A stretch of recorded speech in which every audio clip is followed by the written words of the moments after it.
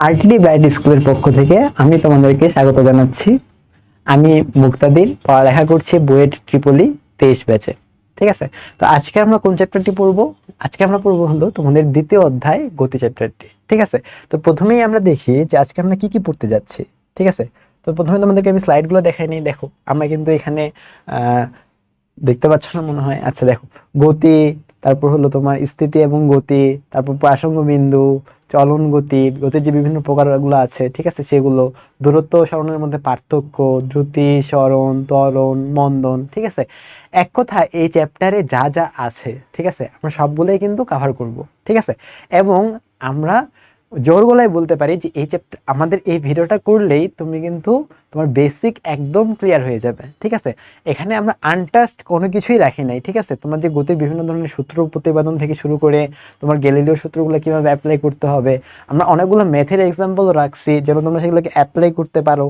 তো এইভাবে আর কি আমরা সবগুলোকে সাজাইছি যেন তোমাদের জিনিসগুলো বুঝতে অনেক সুবিধা হয়। এবং প্রতিটা জিনিসেরই কিন্তু তোমার কি বলবো যে অনেক সুন্দর সুন্দর ফিগার দিয়ে ইলাস্ট্রেট করা হয়েছে যেন তোমার জন্য বুঝতে অনেক সুবিধা হয়। ঠিক আছে, আচ্ছা তাহলে আমরা আর দেরি না করে চ্যাপ্টারটি শুরু করি। ঠিক আছে, আচ্ছা তাহলে প্রথমে দেখবো যে স্থিতি এবং গতি এই দুটো জিনিস কি। ঠিক আছে, তাহলে স্থিতি কি? স্থিতি হলো যে যখন কোনো বস্তু স্থির অবস্থায় থাকতেছে, তাই না, সেটাই হলো স্থিতি। আর গতি কি? যে যখন কোনো বস্তু গতিশীল অবস্থায় থাকতেছে সেটাকে আমি বলতেছি হলো গতি, তাই না? তাহলে আমি যে এই যে মনে করো সাপোজ এখন আমি দাঁড়ায় আছি, তাই না, তাহলে আমি এখন কোন পজিশনে আছি? স্থির অবস্থায় আছি। আর আমি যখন মনে করো হাঁটাহাঁটি করতেছি বা মুভমেন্ট করতেছি তখন আমি কি করতেছি? গতিশীল অবস্থায় আছি। ঠিক আছে, তাহলে স্থিতি এবং গতি কি বুঝতে পারছো আশা করি। তাও আমি তোমাদেরকে একটু লিখে দিই। ঠিক আছে, তাহলে মানে নোট হিসেবে থেকে যাবে। স্থিতি কি? স্থিতি হলো যখন তুমি স্থির অবস্থায় থাকবা। ঠিক আছে, স্থির অবস্থায় থাকবা, বা এটাকে যদি আমি ম্যাথমেটিক্যালি বলি বা ফিজিক্সের ভাষায় যদি বলি, তোমার ভ্যালোসিটি বা বেগ কত হবে? বেগ হবে 0। ঠিক আছে, তাহলে তখন তোমাকে বলবো সেটা হলো তুমি স্থিতি অবস্থায় আসো। ঠিক আছে, আর গতি কি? গতি হলো যখন তুমি গতিশীল অবস্থায় থাকবা। ঠিক আছে, গতিশীল অবস্থায় কখন থাকবা? যখন তোমার কোনো একটা বেগ থাকবে, তাই না? তাহলে এখানে ভি ইকুয়াল টু সামথিং কিছু একটা হবে, তাই না? তাহলে গতিশীল অবস্থা আর স্থিতিশীল অবস্থা জিনিসটা আমরা আশা করি বুঝতে পারছি, তাই না? তাহলে কোনটাকে স্থিতি বলতেছি কোনটাকে গতি বলতেছি বুঝতে পারছি আশা করি। ঠিক আছে, এরপরে দেখো প্রসঙ্গ বিন্দু। ঠিক আছে, প্রসঙ্গ বিন্দুটা কি? এই যে স্থিতি অথবা গতি, এটা কিন্তু আমরা একজনের সাপেক্ষে বা একটা কাঠামোর সাপেক্ষে বের করতেছি। ঠিক আছে, তুমি কোনো কিছুকেই বলতে পারো না যে এটা হলো এক্সট্রিমলি স্থির। ঠিক আছে, কারণ কি? দেখো তুমি হয়তো বা বলতে পারো যে আমার সাপেক্ষে তুমি স্থির, বা এই বিল্ডিং এর সাপেক্ষে আমি স্থির আছি বর্তমানে। ঠিক আছে, বাট পৃথিবীটা কি ঘুরতেছে না? তাহলে পৃথিবীটা যদি ঘুরে তার মানে কি প্রতিটা বস্তুই ঘুরতেছে, তাই না? তো প্রতিটা বস্তুই যদি ঘুরে তাহলে কি আমি বলতে পারি যে আমি স্থির আছি? না, আমিও ঘুরতেছি পৃথিবীর সাথে সাথে, তাই না? তাহলে তোমার কি লাগবে? একটা প্রসঙ্গ কাঠামো লাগবে, তাই না, যার সাপেক্ষে তুমি বলবা যে পৃথিবীর সাপেক্ষে আমি এখন স্থির আছি, তাই না? আবার দেখো এই পৃথিবীটা কিন্তু কি করতেছে? সূর্যের চারপাশে ঘুরতেছে, তাই না? আমরা সৌরজগৎ মডেল সম্পর্কে জানি। আবার দেখো এই সৌরজগৎ মডেলটা পুরোটাই কিন্তু কি হচ্ছে? একটা গ্যালাক্সি, এরাও কিন্তু আরেকটাকে কেন্দ্র করে ঘুরতেছে, তাই না? তার মানে এক্সট্রিম যদি বলি যে ঠিক আছে এক্সট্রিম কোনো কিছু স্থির আছে কিনা, ঠিক আছে, আমরা কিন্তু বলতে পারি না যে কোনো কিছু স্থির আছে কিনা, কারণ সবকিছুই ঘুরতেছে, চলনশীল সবকিছুই, তাই না? কিন্তু যদি বলি যে এর সাপেক্ষে ও স্থির বা এর সাপেক্ষে ও গতিশীল, ঠিক আছে, তাহলে যার সাপেক্ষে আমি মেজার করতেছি সেটাকে আমি বলতেছি হলো প্রসঙ্গ বিন্দু। আশা করি বুঝতে পারছো প্রসঙ্গ বিন্দু জিনিসটা কি। ঠিক আছে, আচ্ছা তাহলে প্রসঙ্গ বিন্দু কি? প্রসঙ্গ বিন্দু হলো যার সাপেক্ষে যার সাপেক্ষে আমি স্থিতি অথবা গতি নির্ণয় করব। ঠিক আছে, স্থিতি অথবা গতি নির্ণয় করব। বোঝাতে পারছি আশা করি।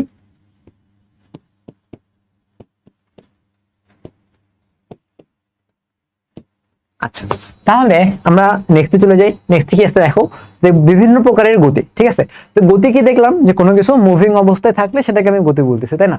তো এই যে তুমি যে মুভিং অবস্থায় আছো, এটা তো বিভিন্ন ধরনের মুভিং অবস্থায় তুমি থাকতে পারো, তাই না? তো ফার্স্টেই দেখো একটা আছে কি সরল রৈখিক গতি। ঠিক আছে, তার মানে তুমি যদি সরল রেখা বরাবর চলাচল করো তাহলে সেটাকে তুমি বলবা হলো সরল রৈখিক গতি। যেমন এই যে দেখো আমি একটা ফিগার দিছি, ঠিক আছে, তো এই ফিগারে কি হচ্ছে দেখো, এই মেয়েটা কিন্তু সামনের দিকে স্ট্রেট হাঁটতেছে। ঠিক আছে, আবার মনে করো সে বেক করতেছে, যেটাই হোক, তো সে স্ট্রেট গেল, স্ট্রেট বেক করলো, তাহলে এটাকে কি বলবো আমি? সরলরৈখিক গতি। ঠিক আছে, তারপরে দেখো আমি বলতেছি হলো ঘূর্ণন গতি, ঠিক আছে, ঘূর্ণন গতি বা সার্কুলার মোশন। তো এই ঘূর্ণন গতি কোনটা, যে তুমি একটা পয়েন্টকে রোটেট করে ঘুরতেছো, ঠিক আছে। যেমন দেখো এখানে ঘড়ির কাঁটার একটা এক্সাম্পল দেওয়া হয়েছে, ঠিক আছে। ঘড়ির কাঁটা বেসিক্যালি কি করে বলো দেখি? ঘড়ির কাঁটা কিন্তু এই যে দেখো এই সেন্টারকে রোটেট করে ঘুরতেছে, তাই না? একে কেন্দ্র করে ঘুরতেছে, চারপাশে ঘুরতেছে সবসময়। তাহলে বস্তুর গতি যদি এমন হয় যে সে একটা নির্দিষ্ট কেন্দ্রকে, মানে নির্দিষ্ট একটা বিন্দুকে আবর্তন করে ঘুরতেছে, ঠিক আছে, ওই পয়েন্টকে সেন্টার করে ঘুরতেছে, তাহলে আমি সেটাকে বলতেছি হলো সার্কুলার মোশন, ঠিক আছে। এখানে আরেকটা এক্সাম্পল দিচ্ছে, কিসের এক্সাম্পল? নাগরদোলা, তাই না? তাহলে নাগরদোলার এই যে এখানে দেখো এই জিনিসগুলো কিন্তু এই যে এই সেন্টারটা আছে না, এই সেন্টারকে রোটেট করে কিন্তু ঘুরতেছে, ঠিক আছে। তাহলে ঘূর্ণন গতি কোনটা বুঝতে পারছি, ঠিক আছে। আবারও বলতেছি, যে গতিতে তোমার ওই বিন্দুগুলা, গতির বিন্দুগুলা একটা নির্দিষ্ট কেন্দ্রকে রোটেট করে ঘুরবে, সেটাকে আমি বলবো হলো ঘূর্ণন গতি। বুঝতে পারছি আশা করি। আচ্ছা, তারপরে দেখো, তারপরে আছে কি? চলন গতি, ঠিক আছে।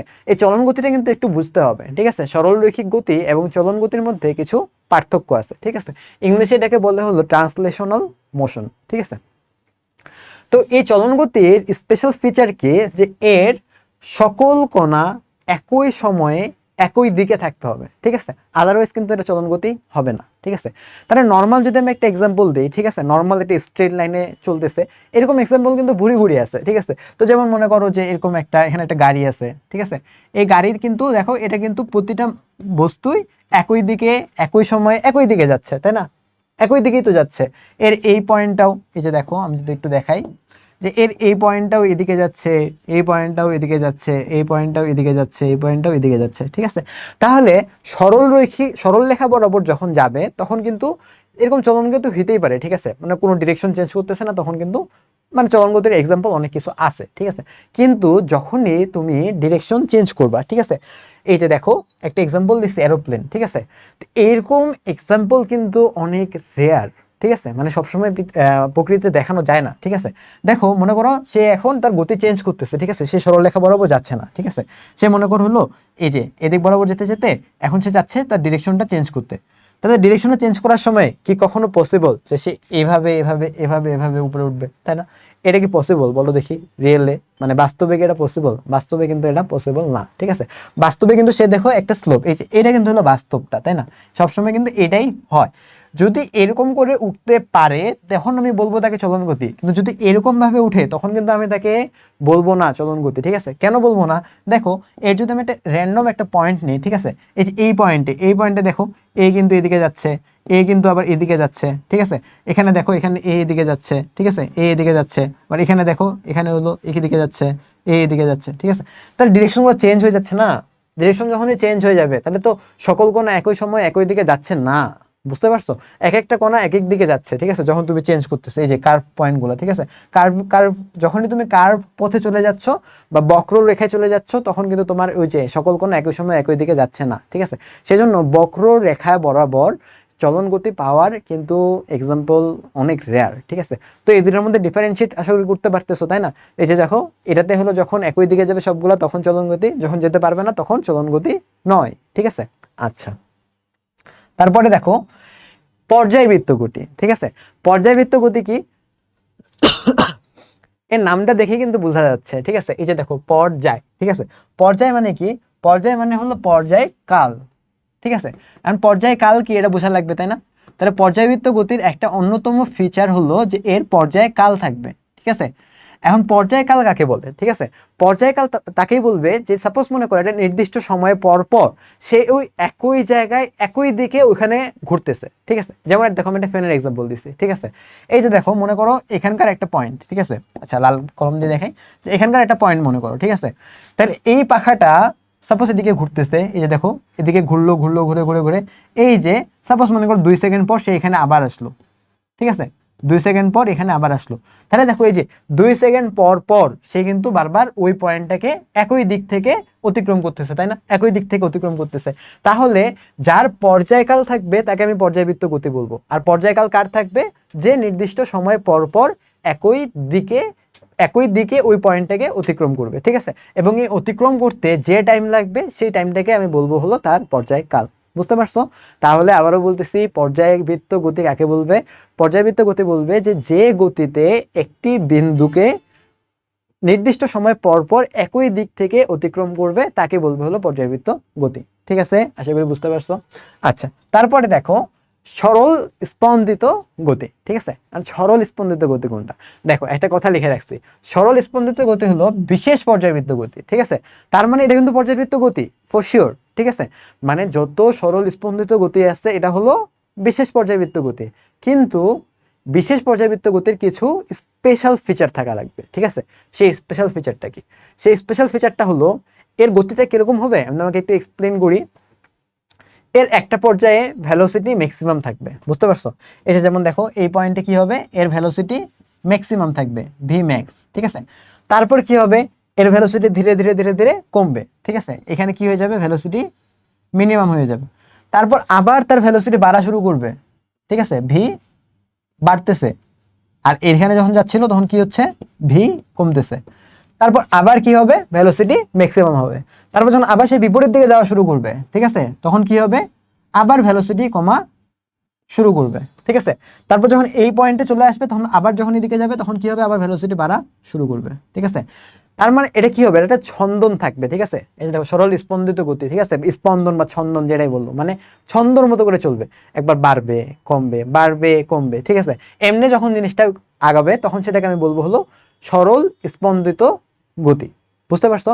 তাহলে দেখো পর্যায়বৃত্ত গতিতে কিন্তু এটা ছিল না। ঠিক আছে, পর্যায়বৃত্ত গতিতে এই যে দেখো এখানে কি ফ্যানের স্পিড কখনো বাড়াকমা করতেছে, যে এক টাইমে এর গতি বাড়তেছে আবার ধীরে ধীরে কমতেছে আবার বাড়তেছে আবার কমতেছে, এমন কি হচ্ছে? হচ্ছে না, এটা কিন্তু কনস্ট্যান্ট ভেলোসিটিতে ঘুরতেছে। ঠিক আছে, এটাকে কিন্তু আমি পর্যায়বৃত্ত গতি বলতেছি, কিন্তু এটাকে কিন্তু আমি বলতে পারবো না যে এর সরল স্পন্দিত গতি। ঠিক আছে, কিন্তু সরল স্পন্দিত গতিতে যে স্পেশাল ফিচারটা আছে সেই স্পেশাল ফিচার থাকার কারণে এটা কিন্তু প্রথমে এটা সরল স্পন্দিত গতি ফর শিওর, কিন্তু এটা কিন্তু পর্যায়বৃত্ত গতিও, তাই না? কারণ প্রতিটা সরল স্পন্দিত গতিই পর্যায়বৃত্ত গতি হবে। কারণ দেখো পর্যায়বৃত্ত গতির যে ডেফিনেশন ছিল যে নির্দিষ্ট সময় পর পর একটি বিন্দুকে একই দিক থেকে অতিক্রম করতে হবে। তাহলে তুমি র্যান্ডমলি একটা পয়েন্ট নাও। ঠিক আছে, সাপোজ মনে করো যে এই পয়েন্টটা নিচ্ছ। ঠিক আছে, তাহলে এই পয়েন্টটা দেখো, দেখি যে প্রথমে তুমি এখানে গেলা, তারপর এখানে আসলা। ঠিক আছে, গেল, তারপর তুমি মনে করো এখানে আসলা, আবার এখানে গেলা, এই যে এই পয়েন্টটাকে পাইছো না আবার, কিন্তু তুমি কি এই যে এখান থেকে এখানে যেতে এবং এখানে আসতে, ঠিক আছে, আবার এদিকে গেলা আবার এদিকে আসলা। ঠিক আছে, তাহলে এই পয়েন্টটাকে প্রথমে কি দেখো এদিক থেকে অতিক্রম করতেছিলা, তাই না? পরবর্তীতে আবার এটাকে এদিক থেকে অতিক্রম করলা। ঠিক আছে, তাহলে এই যে দেখো একই দিক থেকে অতিক্রম করলা, তাই না? এই একই দিক থেকে অতিক্রম করতে যে সময়টুকু লাগবে সেই সময়টুকুই হলো পর্যায়কাল। বুঝতে পারছো? তাহলে পর্যায়কাল জিনিসটা কি, পর্যায়কাল জিনিসটা যদি একটু বলি তোমাদেরকে, তাহলে দেখো এটা কিন্তু মাথায় রেখেও। ঠিক আছে, পর্যায়কাল কি? পর্যায়কাল হলো একই দিক থেকে একই দিক থেকে, আচ্ছা দাঁড়াও, একই দিক থেকে একটি বিন্দুকে অতিক্রম করতে যে সময় লাগবে।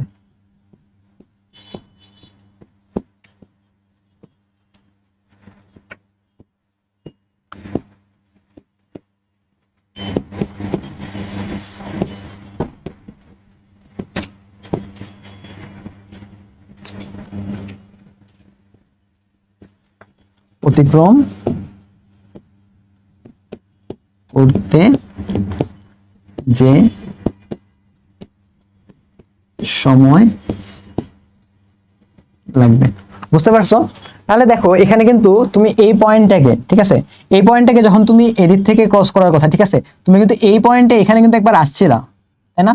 কিন্তু এখানে আসতে যে সময় লাগছে সেই সময়টাকে কিন্তু তুমি পর্যায়কাল বলবা না। কেন বলবা না? কারণ তুমি এটাকে এদিক থেকে অতিক্রম করছিলা, ঠিক আছে, এবং পরবর্তীতে এটাকে এদিক থেকে অতিক্রম করতেছো, তাহলে কি একই দিক থেকে অতিক্রম করা হলো? একই দিক থেকে তো অতিক্রম করা হলো না। তোমাকে অবশ্যই অবশ্যই একই দিক থেকে অতিক্রম করতে যে সময় লাগে সেটাকে বলবো হলো পর্যায়কাল। ঠিক আছে, তাহলে এই যে দেখো সে আবার এদিকে গেল আবার এদিকে আসলো, এখন সে একই দিক থেকে অতিক্রম করতেছে, এই যে এদিকে এবং এদিকে একই দিক থেকে অতিক্রম করলো। তাহলে এইখান থেকে ঘুরে এখানে, তারপর এখানে, তারপর এখানে আসতে যে সময় লাগবে সেই সময়টাকে বলতেছে হলো পর্যায়কাল। ঠিক আছে, তাহলে আমি কি দেখলাম, সরল স্পন্দিত গতির প্রতিটাই কিন্তু একটা পর্যায়বৃত্ত গতি। ঠিক আছে, বাট প্রতিটা পর্যায়বৃত্ত গতি কিন্তু সরল স্পন্দিত গতি নয়। ঠিক আছে, এবং উদাহরণগুলো কিন্তু অনেক বেশি ইম্পর্টেন্ট। ঠিক আছে, কোনটার বেলায় কোন উদাহরণ দেবা এটা কিন্তু একটু মাথায় রেখো। ঠিক আছে, তাহলে পর্যায়বৃত্ত গতির বেলায় তুমি ওই যে ফ্যানের এক্সাম্পল দিতে পারো, আর এই সরল স্পন্দিত গতির বেলায় তুমি কোন এক্সাম্পল দিতে পারো? তুমি দিতে পারো হলো ওই যে আমরা দেখছি না একটা কমন এক্সাম্পল আছে, সেটা হলো আমাদের ঘড়ির পেন্ডুলাম, তাই না? এক্সাম্পল কি? ঘড়ির পেন্ডুলাম।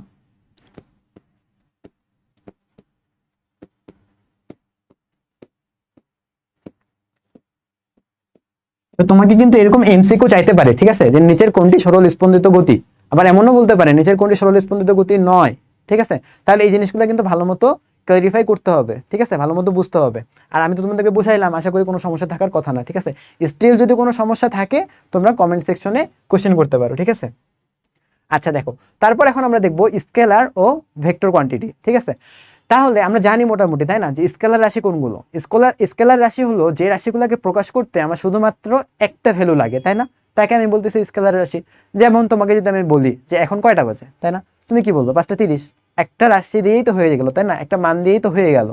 বা তোমাকে আমি বললাম তোমার ভর কত, তুমি বললা যে 55 কেজি, তাই না, একটা ভ্যালু দিয়েই কিন্তু হয়ে গেল। ঠিক আছে, তাহলে যেসব রাশির বেলায় তোমার মাত্র একটা ভ্যালু লাগবে, ঠিক আছে, প্রকাশ করতে একটা মান লাগবে, শুধু প্রকাশ করতে শুধু মান লাগবে, আর অন্য কিছু লাগবে না। ঠিক আছে, সেগুলোকে আমি বলতেছি হলো স্কেলার রাশি। ঠিক আছে, শুধু মান লাগবে। ঠিক আছে, এটাকে বলতেছিলাম আমি স্কেলার রাশি। ঠিক আছে, কিন্তু ভেক্টর রাশি কোনগুলা? এখন মনে করো আমি তোমাকে বললাম যে ঠিক আছে, তোমার স্কুল থেকে তোমার বাড়ির দূরত্ব কত? ঠিক আছে, তুমি বললা 5 কিলোমিটার। ঠিক আছে, কিন্তু আমি কি তোমার বাড়ি খুঁজে পাবো? তোমার স্কুল থেকে তোমার বাড়ি উত্তর দিকে নাকি দক্ষিণ দিকে নাকি পূর্ব দিকে নাকি পশ্চিম দিকে কিছু বলছো আমাকে? কিছু তো বলো নাই। তাহলে 5 কিলোমিটার সেটা না আমি বুঝলাম, কিন্তু কোন দিকে 5 কিলোমিটার এটা যতক্ষণ পর্যন্ত না বলবা আমি কিন্তু বুঝতে পারবো না যে তোমার আসলে এরিয়াটা কোন এরিয়া। বুঝতে পারছো? তাহলে দেখো, এই যে দূরত্ব, এই দূরত্বটাকে আমি কি বলতেছি? ভেক্টর রাশি বলতেছি। কেন ভেক্টর রাশি বলতেছি? কারণ আমার তোমার শুধু মান বলে দিলেই হচ্ছে না, তোমাকে অবশ্যই একটা দিক বলে দিতে হচ্ছে। ঠিক আছে, যে এই দিকে এত মান, ঠিক আছে, এই দিকে 5 কিলোমিটার, উত্তর দিকে 5 কিলোমিটার বা দক্ষিণ দিকে 5 কিলোমিটার। ঠিক আছে, তখন আমি কি বলবো? যে এটা একটা ভেক্টর রাশি। ঠিক আছে, তাহলে ভেক্টর রাশির বেলায় কি কি লাগতেছে? আমার তো মান লাগবে, তাই না, মান ছাড়া তো কোনো কিছু বুঝতে পারবো না আমি। কিন্তু মানের সাথে সাথে আমার কিন্তু দিকও লাগবে, মান এবং দিক দুইটাই যখন লাগবে তখন সেই রাশিটাকে আমি বলবো হলো ভেক্টর রাশি। ঠিক আছে, তাহলে ভেক্টর রাশি কাকে বলবো? ভেক্টর রাশি বলবো হলো যে মান ও দিক উভয়ই লাগবে প্রকাশ করতে। ঠিক আছে, মান ও দিক উভয়ই লাগবে।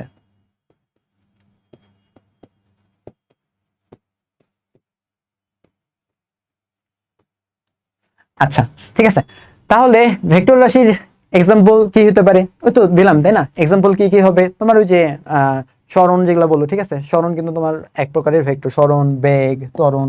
কারণ কি, এগুলো সবগুলাতে তোমার ডিরেকশন বলে দিতে হয়। যে বেগ তোমার 5 ms−1 বেগ, কিন্তু কোন দিকে বেগ বলে দিতে হবে, তাই না? তারপর মনে করো যে এক্সেলারেশন, ঠিক আছে, যে 10 মিটার/সেকেন্ড স্কোয়ার, কিন্তু এই ত্বরণটা আসলে কোন দিকে তোমাকে বলে দিতে হবে, না বললে কিন্তু তুমি বুঝতে পারবে না। ঠিক আছে, তখন কিন্তু এটাকে প্রকাশ করা যাবে না, সঠিকভাবে প্রকাশ করা যাবে না। সেজন্য এই রাশিগুলোকে বলতেছিল ভেক্টর রাশি। ঠিক আছে, তাহলে আমি এক্সাম্পল লিখে দিই। এখানে এক্সাম্পল হবে হলো তোমার সরণ, বেগ, তারপর হলো ত্বরণ। ঠিক আছে, এক্সাম্পলগুলো কিন্তু মাথায় রাখিও। ঠিক আছে, এক্সাম্পলগুলো খুব বেশি ইম্পর্টেন্ট। আচ্ছা, স্কেলার, স্কেলার রাশির এক্সাম্পল হলো, বলছি যদিও বা লিখে দেই আবার। ঠিক আছে, এক্সাম্পল হলো তোমার সময়, তারপর হলো ভর, ঠিক আছে, বা তাপমাত্রা, এগুলা হলো এক্সাম্পল। ঠিক আছে, আচ্ছা, এখন আমার একটা কোশ্চেন আছে তোমাদের কাছে। ঠিক আছে, যে যার মান ও যার দিক আছে, ঠিক আছে, তারা কি সবসময় ভেক্টর হবে?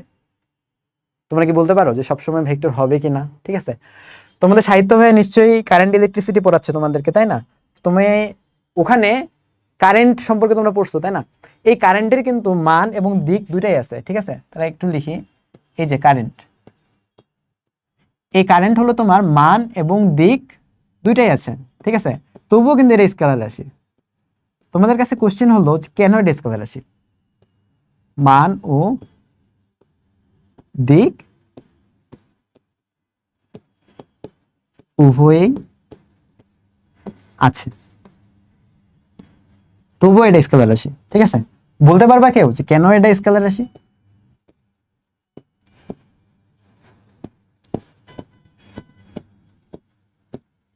আচ্ছা দেখো, এখন শুধুমাত্র মান আর দিক থাকলেই আমি কিন্তু তাকে ভেক্টর বলতে পারি না। ঠিক আছে, ভেক্টর কোয়ান্টিটির কিছু কিছু প্রপার্টিস আছে। ঠিক আছে, যেমন ভেক্টরের যোগ করার বিধি আছে, ভেক্টরের গুণ করার বিধি আছে। ঠিক আছে, এই যে কারেন্ট, বা এটাকে আমি যদি আই বলি, ঠিক আছে, কারেন্টকে তো আই দ্বারা প্রকাশ করা হয়, তাই না? তোমরা তো জানো। তো এই কারেন্ট কিন্তু ভেক্টরের যোজন বিধি মেনে চলে না। বুঝতে পারছো? যোজন বিধি মেনে না চলার কারণে কিন্তু আমি কারেন্টকে বলতেছি যে এটা একটা স্কেলার কোয়ান্টিটি। ঠিক আছে, তাহলে কেন, এর রিজন কি? এর রিজন হলো যে ভেক্টরের যোজন বিধি মেনে চলে না।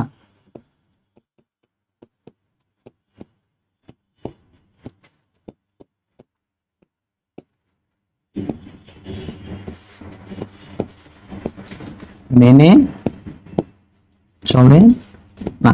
তাহলে বুঝতে পারছো?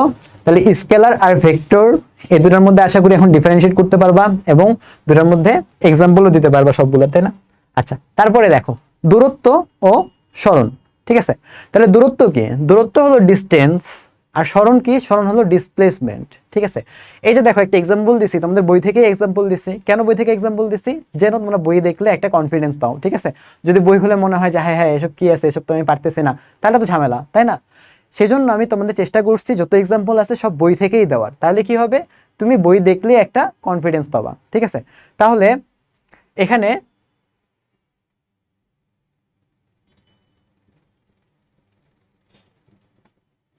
এখানে দেখো কি হচ্ছে। সাপোজ মনে করো তুমি এ পয়েন্ট থেকে বি পয়েন্টে গেছো। ঠিক আছে, তো এই এ পয়েন্ট থেকে বি পয়েন্টে তো তুমি অনেকভাবেই যেতে পারো, তাই না? এ পয়েন্ট থেকে বি পয়েন্টে যাওয়ার জন্য দেখো অনেকগুলো পথ আছে। সেই পথগুলা কি কি? এই যে তুমি ফার্স্টে এদিক দিয়ে গেলা, ঠিক আছে, অথবা তুমি এই যে ডিরেক্টলিও যেতে পারো, তাই না? সরণ কি? সরণ হলো তোমার প্রথম যে পজিশন এবং সর্বশেষ যে পজিশন। ঠিক আছে, এই দুইটা পজিশনের যে একদম মিনিমাম ডিস্টেন্স, ঠিক আছে, বা সরল রৈখিক যে দূরত্ব আছে, এই সরল রৈখিক দূরত্বকে বলতেছে হলো সরণ। ঠিক আছে, আর তুমি যে এই যে ঘুরে ঘুরে ঘুরে ঘুরে গেছো, এটা হলো তোমার দূরত্ব। বুঝতে পারছো? তাহলে এই যে এ থেকে বিতে গেছো, এখানে যে দাগগুলা দেখতেছো, ঠিক আছে, এটা মনে করো প্রতিটাই হলো 1 কিলোমিটার করে। ঠিক আছে, তাহলে এই যে এ থেকে বিতে যেতে তোমার দূরত্ব কত হয়েছে? দূরত্ব কিন্তু হয়েছে 1 2 3 4 কিলোমিটার। ঠিক আছে, তাহলে এখানে দূরত্ব কত? দূরত্ব হলো 4 কিলোমিটার। আর সরণ কত? সরণ হলো শুধুমাত্র এই যে সরল রৈখিক ডিস্টেন্সটা। ঠিক আছে, তাহলে 1 2 3 কিলোমিটার। ঠিক আছে, তাহলে আবারও বলতেছে দূরত্ব কি? দূরত্ব হলো তুমি যেই পথে যাবা সেই পথের ডিস্টেন্সটা কত। ঠিক আছে, মানে কতটুকু পথ অতিক্রম করলা। আর সরণ কি? সরণ হলো প্রথম পজিশন এবং লাস্ট পজিশন, ডিরেক্ট যে সরল রৈখিক দূরত্ব আছে সেই সরল রৈখিক দূরত্ব কতটুকু। ঠিক আছে, আচ্ছা, তার মধ্যে এই দূরত্ব কিন্তু হলো, এটা কিন্তু হলো তোমার স্কেলার কোয়ান্টিটি। ঠিক আছে, এটা কিন্তু স্কেলার। আর সরণ কি? সরণ কিন্তু হলো তোমার ভেক্টর কোয়ান্টিটি। ঠিক আছে, বা ভেক্টর রাশি। আচ্ছা, তাহলে এখন তোমাদের কাছে কোশ্চেন থাকলো যে এই যে এ থেকে সিতে যেতে দূরত্ব কত এবং সরণ কত, বলতে পারবা? আচ্ছা দেখো, আমি বলে দেই, তোমরা মিলাই নিও। ঠিক আছে, এই যে এ থেকে সিতে যাওয়ার জন্য দূরত্ব কত হবে? 1 2 3 4 5 6 কিলোমিটার। ঠিক আছে, তাহলে এ থেকে সি দূরত্ব কত? 6 কিলোমিটার। ঠিক আছে, কিন্তু সরণ কত হবে? দেখো, সরণ কিন্তু হবে অনেক কম। এখান থেকে এটা তো 1 কিলোমিটার, আর এখান থেকে বোঝা যাচ্ছে যে এটা হলো 0.5 কিলোমিটার হবে, তাই না? আচ্ছা, লেখা বোঝা যাচ্ছে না মেবি, এটা হলো 0.5 কিলোমিটার। তাহলে কত হচ্ছে? সরণ হচ্ছে 1.5 কিলোমিটার। ঠিক আছে, এবং দেখো সরণ যেহেতু একটা ভেক্টর কোয়ান্টিটি, তাহলে এই এসি থেকে সরণ আর সি থেকে এতে সরণ কিন্তু একটা আরেকটার বিপরীত। ঠিক আছে, কারণ দিক বিপরীত, তাই না? তুমি একবার কি করতেছো, তুমি একবার এ থেকে সিতে যাচ্ছ। ঠিক আছে, এ থেকে সিতে যদি তুমি বলো যে এটা হলো 1.5 কিলোমিটার, তোমার কিন্তু সি থেকে এতে এটা বলতে হবে কি? -1.5 কিলোমিটার। ঠিক আছে, এখন দেখো এখানে কিন্তু মাইনাস দ্বারা শুধুমাত্র দিক বোঝাচ্ছে, ঠিক আছে। এটা মানে বুঝিও না যে ভাইয়ের দূরত্ব তো কখনো নেগেটিভ হয় না, ঠিক আছে, দূরত্ব কখনো নেগেটিভ হয় না, এটা আমিও জানি, ঠিক আছে। কিন্তু এখানে মাইনাস দ্বারা বোঝাচ্ছে যে তোমার দিকটা বিপরীত, ঠিক আছে। এ থেকে সি কে তুমি পজিটিভ দিক ধরতেছো, তাহলে সি থেকে এ হবে নেগেটিভ দিক, ঠিক আছে। আচ্ছা, তাহলে মাইনাস দ্বারা শুধুমাত্র ডিরেকশন বোঝানো হচ্ছে। তাহলে দূরত্ব আর সরণের মধ্যে পার্থক্য বুঝছো আশা করি, তাই না? আচ্ছা, এখন দেখো দ্রুতি এবং বেগ। আচ্ছা, দূরত্ব এবং সরণ এর আগে, দ্রুতি এবং বেগে যাওয়ার আগে দূরত্ব এবং সরণের একটা কনসেপ্ট ক্লিয়ার করে নিই, ঠিক আছে। সেটা হলো দূরত্ব এবং সরণ, ঠিক আছে, এই দুইটার ইউনিট কি বলতো? দূরত্বের ইউনিট কি? দূরত্বের ইউনিট কিন্তু মিটার। সরণের ইউনিট কি? সরণের ইউনিটও কিন্তু মিটার, ঠিক আছে। এদের ইউনিটের মধ্যে কিন্তু কোনো পার্থক্য নাই, বুঝতে পারছো? ইউনিট কিন্তু দুইটারই সেম থাকবে। সেম ভাবে তুমি যখন মাত্রা বের করবা, মাত্রাও কিন্তু দুইটারই সেম থাকবে, মাত্রার মধ্যেও কোনো চেঞ্জ আসবে না, ঠিক আছে।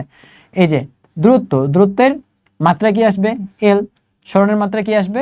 এটারও এল, ঠিক আছে। তাহলে তোমার চেঞ্জ আসবে কিসে? চেঞ্জ আসবে শুধু তাদের একটা ডিরেকশন আছে, একটা ডিরেকশন নাই, কিন্তু ইউনিট অথবা মাত্রা এদের মধ্যে কিন্তু কোনো চেঞ্জ আসবে না, ঠিক আছে। আচ্ছা, পরবর্তীতে দেখো, এখন আসি আমরা দ্রুতি এবং বেগ, ঠিক আছে। দ্রুতি এবং বেগ। আচ্ছা, আগে বলো যে বেগ বলতে কি বোঝায়, ঠিক আছে। বেগ বলতে, বেগের সংজ্ঞা তো তোমরা পড়ছো মনে হয়, তাই না? বেগের সংজ্ঞা কি বলো দেখি? বেগের সংজ্ঞা হলো যে একক সময়ে কতটুকু দূরত্ব অতিক্রম করতেছো, ঠিক আছে। আমি কি ঠিক বললাম? কতটুকু দূরত্ব অতিক্রম করতেছে, এটা কি হবে? না, আসলে কিন্তু দূরত্ব হবে না, আসলে কিন্তু কি হবে? কতটুকু সরণ হচ্ছে, ঠিক আছে। একক সময়ে সরণকে বেগ বলে, ঠিক আছে। তাহলে আগে দেখো, ফার্স্টে আমি দুটার মধ্যে ক্লাসিফাই করে ফেলি, ঠিক আছে। দ্রুতি, দ্রুতি কি? দ্রুতি হলো তোমার স্কেলার। আর বেগ কি? বেগ হলো তোমার ভেক্টর, ঠিক আছে। তাহলে এখন আশা করি তোমার জন্য এদের ডেফিনেশন দেওয়া ইজি হয়ে যাবে, ঠিক আছে। আচ্ছা, দ্রুতি কি? দ্রুতি হলো তোমার একক সময়ে তুমি কতটুকু দূরত্ব অতিক্রম করতেছো, ঠিক আছে। কেন এখানে দূরত্ব নিচ্ছি? কারণ ওখানে দূরত্ব কি ছিল? স্কেলার ছিল। তো দ্রুতিও যেহেতু স্কেলার, ঠিক আছে, তাহলে তোমার স্কেলার সাথে স্কেলার নিতে হবে, তাই না? তাহলে এখানে কি বলবো? এখানে বলবো হলো ভি ইকুয়াল টু দূরত্ব বাই সময়, দূরত্ব বাই সময়, ঠিক আছে। আর ডেফিনেশন কি বলবো? যে একক সময়ে যতটুকু দূরত্ব অতিক্রম করে তাকে দ্রুতি বলে, ঠিক আছে। আর বেগের বেলায় কি বলবো? বেগের বেলায় বলবো হলো তোমার, এখানেও ভি দ্বারাই প্রকাশ করা হবে, ভি কে বলা হবে হলো সরণ বাই সময়, ঠিক আছে। তাহলে একক সময়ে কতটুকু সরণ হচ্ছে সেটাকে আমি বলতেছি হলো বেগ, ঠিক আছে। এখন দ্রুতি এবং বেগ এই দুটার ইউনিট কি হবে? ওই সেম আগের মতোই, দুটার ইউনিটই কিন্তু সেম আসবে, ঠিক আছে। দ্রুতির ইউনিটও কি আসবে? মিটার পার সেকেন্ড আসবে। আর এই যে বেগ, বেগের ইউনিটও কি আসবে? মিটার পার সেকেন্ডে কিন্তু আসবে, ঠিক আছে। আচ্ছা, তো এই দুটোর মধ্যে যেহেতু পার্থক্য দেখাই দিচ্ছে, তাহলে তুমি কে একটু এখানে ইয়া দিয়ে নেই।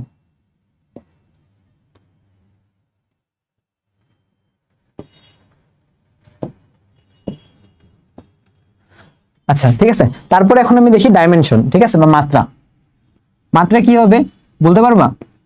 যেহেতু ইউনিট আছে মিটার পার সেকেন্ড, তাই না? তাহলে মিটার পার সেকেন্ড ইউনিট থেকে তো আমার এই জিনিসটা ডিরাইভ করা খুবই সহজ, তাই না? মিটারের জন্য কি আসবে? এল। টাইমের জন্য কি আসবে? টি, তাই না? এল টি মাইনাস ওয়ান। এখানেও আসবে এল টি মাইনাস ওয়ান, ঠিক আছে। তাহলে যেমনটা আমি সরণ আর দূরত্বের বেলায় বললাম, এখানেও কিন্তু সেম জিনিসই প্রযোজ্য হবে, ঠিক আছে। দ্রুতি এবং বেগ এদের কিন্তু ইউনিট এবং মাত্রা সেম থাকবে, ঠিক আছে। পার্থক্য কোথায়? পার্থক্য হলো এটা ভেক্টর, তাহলে এর অবশ্যই কি লাগবে? দিক লাগবে, ঠিক আছে, দিক লাগবে এবং মান লাগবে, তাই না? আচ্ছা, এটা একটু দিক লাগবে আর এখানে হলো মান লাগবে।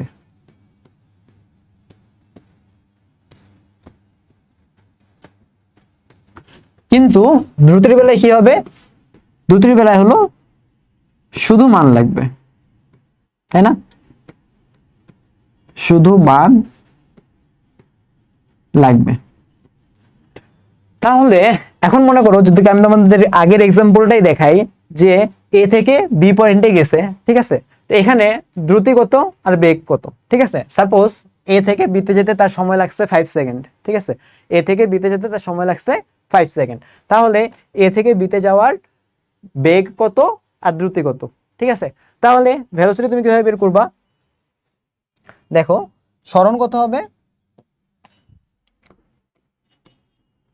সরণ হলো 3 কিলোমিটার, তাই না? আর দূরত্ব কত, দূরত্ব হলো 4 কিলোমিটার। কিন্তু টাইম কি লাগছে, টাইম লাগছে 5 সেকেন্ড, তাই না? যদিও বা এটা হয়তো বা বাস্তবে পসিবল না। আচ্ছা এক কাজ করি, ঠিক আমরা দিয়ে দিই 5 আওয়ার, ঠিক আছে। টাইম কত, 5 আওয়ার। তাহলে আমার কিন্তু টাইম কিন্তু দুই ক্ষেত্রেই সেম থাকবে, ঠিক আছে। সরণের বেলাও টাইম 5 আওয়ার, দূরত্বের বেলাও কিন্তু টাইম 5 আওয়ারই হবে, ঠিক আছে। তো এখন আমি জিনিসটাকে কেমনে বের করব, দ্রুতি আর সরি, তাহলে এখন আমি কি করব, দ্রুতি, ঠিক আছে। আচ্ছা সরণের সাথে কি আসবে, সরণের সাথে আসবে হলো বেগ, তাই না? তাহলে বেগ কি হবে, বেগ হবে হলো সরণ বাই সময় ইকুয়াল টু হবে হলো 5, সরি 5 না,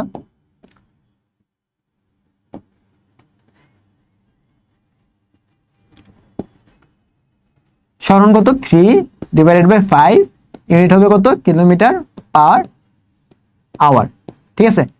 শুধু মান বললেই কিন্তু হবে না, ঠিক আছে, এর অবশ্যই কি লাগবে, ডিরেকশন লাগবে। তাহলে ডিরেকশনটা কি হবে, ডিরেকশনটা আমি এখান থেকে পাবো, এই যে দেখো এ থেকে বি এর দিকে, বুঝতে পারছো, এ থেকে বি এর দিকে। তাহলে ডিরেকশন কি, ডিরেকশন হলো এ থেকে বি এর দিকে,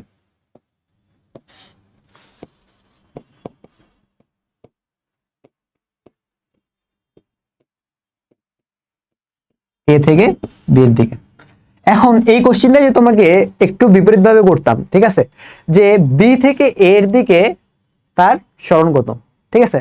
তাহলে কি হবে, ভ্যালু কিন্তু এটাই থাকবে, ঠিক আছে, 3/5 কিলোমিটার পার আওয়ার, ঠিক আছে, কিন্তু সামনে একটা মাইনাস চলে আসবে, ঠিক আছে, কারণ তোমার ডিরেকশনটা বিপরীত হয়ে গেছে, ঠিক আছে। এটা শুধু 3/5 ছিল, ওটা হবে -3/5 কিলোমিটার পার আওয়ার, ঠিক আছে। তাহলে এটা হলো বেগ।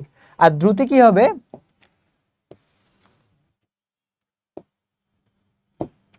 দ্রুতি হবে হলো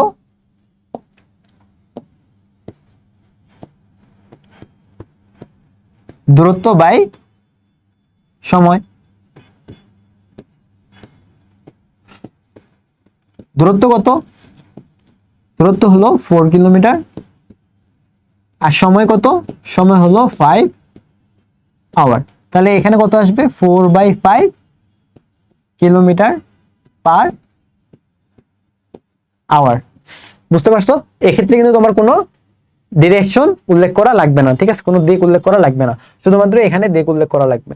তাহলে কখন দ্রুতি বের করব আর কখন বেগ বের করবো আশা করি বুঝতে পারছো, ঠিক আছে। এবং দ্রুতি বেগ বের করার সময় দূরত্ব নিব নাকি সরণ নিব, এবং বেগ বের করার সময় সরণ নিব নাকি দ্রুতি নিব, আশা করি এটার মধ্যে আর কোনো কনফিউশন লাগার কথা না, ঠিক আছে। আচ্ছা তাহলে তারপর টপিকে আগাই। দেখো এখানে একটা কোশ্চেন করছি, ঠিক আছে, এই কোশ্চেনটা তোমাদের বইয়ের মধ্যেই আছে, যে বেগ আর দ্রুতির মাঝে সম্পর্কটা আরেকটু ভালো করে বোঝার জন্য একটা উদাহরণ দিছে এখানে, ঠিক আছে। তো উদাহরণটা কি, একটা পাথরকে তুমি দড়ির মধ্যে বেঁধে মাথার উপরে ঘোরাচ্ছ, ঠিক আছে। তো সেক্ষেত্রে সেটা কি সম দ্রুতিতে ঘুরতেছে নাকি সম বেগে ঘুরতেছে, একটু বলতে পারবা? ধরে নাও যে আমি স্পিডটা সেম, ঠিক আছে, মানে দুই ক্ষেত্রেই 5 ms/1 ঘোরাচ্ছি, ঠিক আছে, মিটার পার সেকেন্ডেই ঘোরাচ্ছি। তো সেটা কি সম দ্রুতি হবে নাকি সম বেগ হবে, বলতে পারবা? আচ্ছা দেখো এখানে কিন্তু যেহেতু শুধুমাত্র ভ্যালুটা সেম আছে, ঠিক আছে, ভ্যালুটা কনস্ট্যান্ট 5 মিটার পার সেকেন্ডে ঘুরতেছে, কিন্তু ডিরেকশনটা কি সেম, ডিরেকশনটা প্রতি মোমেন্টে মোমেন্টে চেঞ্জ করতেছে না, একবার এদিকে একবার এদিকে একবার এদিকে একবার এদিকে একবার এদিকে। যেহেতু বেগ সেম না, মানে ডিরেকশন যেহেতু সেম না, তাহলে বেগ কিভাবে সেম হবে, তাই না? সমদ্রুতি, ঠিক আছে, মানে সমান দ্রুতি, মানে সমান ভ্যালু লাগবে, ঠিক আছে। সমবেগ, সমবেগ মানে কি, সমান মান তো লাগবেই, দিকও সেম লাগবে, ঠিক আছে। যদি প্রতি মোমেন্টে দিক সেম থাকে তাহলে আমি বলবো যে হলো সমবেগ, ঠিক আছে, আদারওয়াইজ কিন্তু আমি সমবেগ বলতে পারবো না, ঠিক আছে। তাহলে এটা কি আবার সমবেগ হবে, এটা কিন্তু আমার সমবেগ হবে না, ঠিক আছে, এটা শুধুমাত্র সমদ্রুতি হবে, ঠিক আছে। তাহলে এটা শুধুমাত্র সমদ্রুতি হবে, সমবেগ হবে না, ঠিক আছে। আচ্ছা তারপরে দেখো আগের কোশ্চেনের সাথে রিলেটেড, যে পাথরটাকে তুমি হঠাৎ করে ছেড়ে দিছো, ঠিক আছে, তখন কি সমবেগ অথবা সমদ্রুতি হবে, বা কোনটা হবে বলতে পারবা? যে এই যে পাথরটাকে ঘোরাচ্ছিলা, পাথরটাকে এখন ছেড়ে দিছো, ঠিক আছে, তারপর কি হবে? তাহলে দেখো পাথরটাকে যেই মোমেন্টে তুমি ছেড়ে দিবা, ঠিক আছে, সাপোজ এখানে এসে ছেড়ে দিছো, তাহলে এটা কি এদিকে যাওয়া শুরু করবে না, ঠিক আছে। যদিও বা এটা একটু পরে নিচে পড়ে যাবে, ঠিক আছে, তুমি বলতে পারো যে ভাই এটা তো একটু পরে নিচে পড়ে যাবে, ঠিক আছে, কিন্তু এখানে আমি কি ধরে নিব, ধরে নিব যে আইডিয়াল কেস, ঠিক আছে। এখন আইডিয়াল কেসে কি হয়, নিউটনের ফার্স্ট ল অনুযায়ী যে কোনো বস্তু যদি গতিশীল অবস্থায় থাকে সে চিরকাল গতিশীল অবস্থায় থাকবে, ওই দিক কখনো পরিবর্তন করবে না, ঠিক আছে। তাহলে এখন দেখো তার ভ্যালোসিটি তো সেম আসেই, ভ্যালোসিটি বলতে মানে মানটা আর কি, মানটা তো সেম আসেই, ঠিক আছে। প্লাস এখন কিন্তু দিক যে পরিবর্তন হচ্ছিল আগে, সেই দিক কিন্তু এখন আর পরিবর্তন হচ্ছে না, এখন কিন্তু ওই স্ট্রেট লাইন বরাবরই যাচ্ছে, ঠিক আছে। তো যখন দিকও চেঞ্জ হচ্ছে না, মানও চেঞ্জ হচ্ছে না, তখন কি হবে, অবশ্যই সমবেগ হবে। আর সমবেগ হইলে সমদ্রুতি তো হবেই, ঠিক আছে, কারণ সমবেগ হওয়ার একটা কন্ডিশন হলো মান সমান হওয়া লাগবে, আর মান সমান হইলেই সমদ্রুতি হয়ে যাবে, ঠিক আছে। তাহলে আমরা এখান থেকে একটা জিনিস কনক্লুশনে আসতে পারি যে কি, প্রতিটা সমবেগে থাকা বস্তুই কিন্তু সমদ্রুতিতে থাকবে, ঠিক আছে, কিন্তু প্রতিটা সমদ্রুতিতে বস্তু থাকা বস্তু কিন্তু সমবেগে নাও থাকতে পারে, ঠিক আছে। তাহলে এর অ্যান্সার কি, এর অ্যান্সার হলো অবশ্যই সমবেগ হবে এবং সমবেগ হলে সমদ্রুতিতেও হবে, ঠিক আছে। এবং কোন কনক্লুশনে আমরা পৌঁছাইলাম, কনক্লুশনে পৌঁছালাম হলো যে যদি সমবেগ হয়, ঠিক আছে, যদি সমবেগ হয় অবশ্যই সমদ্রুতি হবে, ঠিক আছে, অবশ্যই সমদ্রুতি হবে। কারণ কি বলো দেখি, কারণ মান যে সমান হবে তাই না, এটা তো সমবেগেরই কন্ডিশন। তো যেহেতু বেগ সমবেগ হয়ে গেছে তার মানে অবশ্যই তার মান সমান, আর মান সমান হইলেই সেটা সমদ্রুতি হবে, ঠিক আছে। কিন্তু যদি সমদ্রুতি হয়, ঠিক আছে, তাহলে কি তুমি বলতে পারো যে সেটা সমবেগ হবে শিওর? যদি সমদ্রুতি হয় সমবেগ নাও হতে পারে, ঠিক আছে, যদি সমদ্রুতি হয়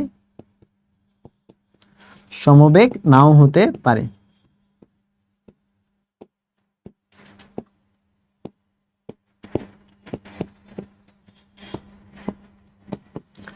আচ্ছা, তাহলে সমবেগ সমদ্রুতি এদের মধ্যে আশা করি আর কোনো কনফিউশন জাগবে না, তাই না? আচ্ছা, তারপরে দেখো ত্বরণ ও মন্দন, ঠিক আছে। ত্বরণ কি বলতো, ত্বরণ হলো একক সময়ে কতটুকু বেগের পরিবর্তন হচ্ছে, তাই না? আমরা তো জানি ত্বরণের ডেফিনেশন আর কি। আচ্ছা, যাই হোক, তোমাদের ত্বরণ নিয়ে একটু তাহলে পড়াই দিই, ঠিক আছে।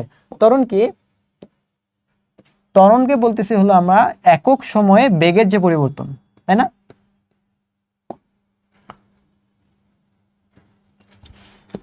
একক সময়ে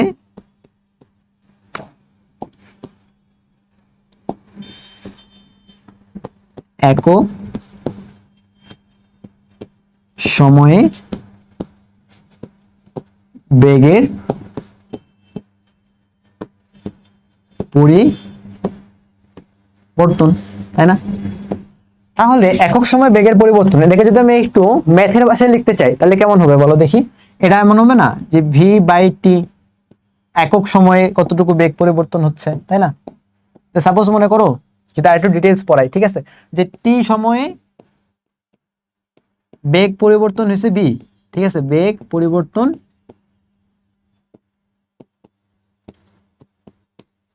হলো ভি, তাহলে ওয়ান সময়ে, ঠিক আছে, বা একক সময়ে বেগ পরিবর্তন কত হবে, ভি বাই টি না? এই যে একক সময়ে বেগের পরিবর্তন এটাকেই বলতেছে হলো ত্বরণ, ঠিক আছে। ত্বরণকে কি দ্বারা প্রকাশ করতেছি, এ দ্বারা। কেন? কারণ হলো এ দ্বারা এক্সেলারেশন বোঝায়, ঠিক আছে, যেটা বলতেছে আর কি, যে ইংলিশ টার্ম কিন্তু জানা লাগবে, তাই না? তাছাড়া কিন্তু বুঝতে পারবা না যে ত্বরণকে কেন এ দ্বারা প্রকাশ করা হলো, তাই তো ত্বরণকে টি দ্বারা প্রকাশ করা উচিত ছিল, ত্বরণ, তাই না? কিন্তু আসলে না, ইংলিশ টার্ম থেকে সবকিছু আসবে, ঠিক আছে। তাহলে ত্বরণের ইংলিশ কি, এক্সেলারেশন, সেখান থেকে আসতে আসতে এ equal to V by T, ঠিক আছে, একই সময় বেগের পরিবর্তন সেটাকে বলতেছে হলো ত্বরণ, ঠিক আছে। তাহলে দেখো বেগ কি ছিল, বেগ একটা ভেক্টর কোয়ান্টিটি ছিল না? অবশ্যই ছিল, আমরা একটু আগে তখন এটাই দেখলাম। তাহলে যেহেতু বেগ ভেক্টর কোয়ান্টিটি, তাহলে বেগের যে পরিবর্তন এটা কি হবে, এটাও হবে ভেক্টর, ঠিক আছে, ভেক্টর। তাহলে এই ত্বরণ কি হবে, এটা হবে অবশ্যই ভেক্টর, ঠিক আছে। এখন আসি ইউনিট, ঠিক আছে। ইউনিট কি হবে, ইউনিট বা একক, ইউনিট হবে দেখো, এই যে দেখো ভি এর ইউনিট কি, ভি এর ইউনিট হলো মিটার পার সেকেন্ড, তাই না? ভি এর ইউনিট মিটার পার সেকেন্ড, টি এর ইউনিট কি, সেকেন্ড, তাই না? তাহলে ভি বাই টি এটাই তো এন, তাই না? তাহলে কি হবে দেখো দেখি, meter per second divided by আবার সেকেন্ড, তাই না? তাহলে এটা হবে না মিটার পার সেকেন্ড স্কোয়ার, জিনিসটা তো এমনই হবে, তাই না? তাহলে ত্বরণের ইউনিট কি পেলাম? ইউনিট পেলাম হলো মিটার পার সেকেন্ড স্কোয়ার। এটাকে এম এস ইনভার্স টু লিখতে পারো, অথবা লিখতে পারো অর, আচ্ছা দাঁড়াও, এটাকে লিখতে পারি হলো or meter per second square. তোমার যেটা ভালো লাগে তুমি সেভাবে লেখো, কোনো সমস্যা নাই, ঠিক আছে? আচ্ছা, তারপরে কি লাগবে আমাদের? বুঝতেই পারতেছো আমাদের প্রতিটা রাশির তিনটা জিনিস জানা লাগে, সেটা হলো সংজ্ঞা, ইউনিট এবং মাত্রা, তাই না? আচ্ছা, মাত্রা কি? মাত্রা হলো এখান থেকে আমরা খুব সুন্দর মতো বের করে নিতে পারি, তাই না? অথবা এখান থেকেও বের করতে পারি। দেখো মিটার পার সেকেন্ড স্কোয়ার, তাহলে মিটারের জন্য কি আসবে? মিটারের জন্য আসবে এল, সেকেন্ডের জন্য আসবে হলো টি, আর উপরে আছে -2, তাহলে এলটি -2, এটাই হলো তোমার মাত্রা। বুঝতে পারছো? ত্বরণের ইউনিট এবং মাত্রা সব ক্লিয়ার করলাম, ঠিক আছে? আচ্ছা, তারপরে দেখো ত্বরণ ও মন্দন, ঠিক আছে? আচ্ছা, এই যে বেগের পরিবর্তন, বেগের পরিবর্তন কি দুই রকম হতে পারে না? বেগের পরিবর্তন পজিটিভ হতে পারে, বেগের পরিবর্তন নেগেটিভ হতে পারে, ঠিক আছে? আচ্ছা, এই জিনিসটা একটু বুঝাই তোমাদেরকে ভালো মতো, যে দেখো বেগের যে পরিবর্তন আছে, ঠিক আছে,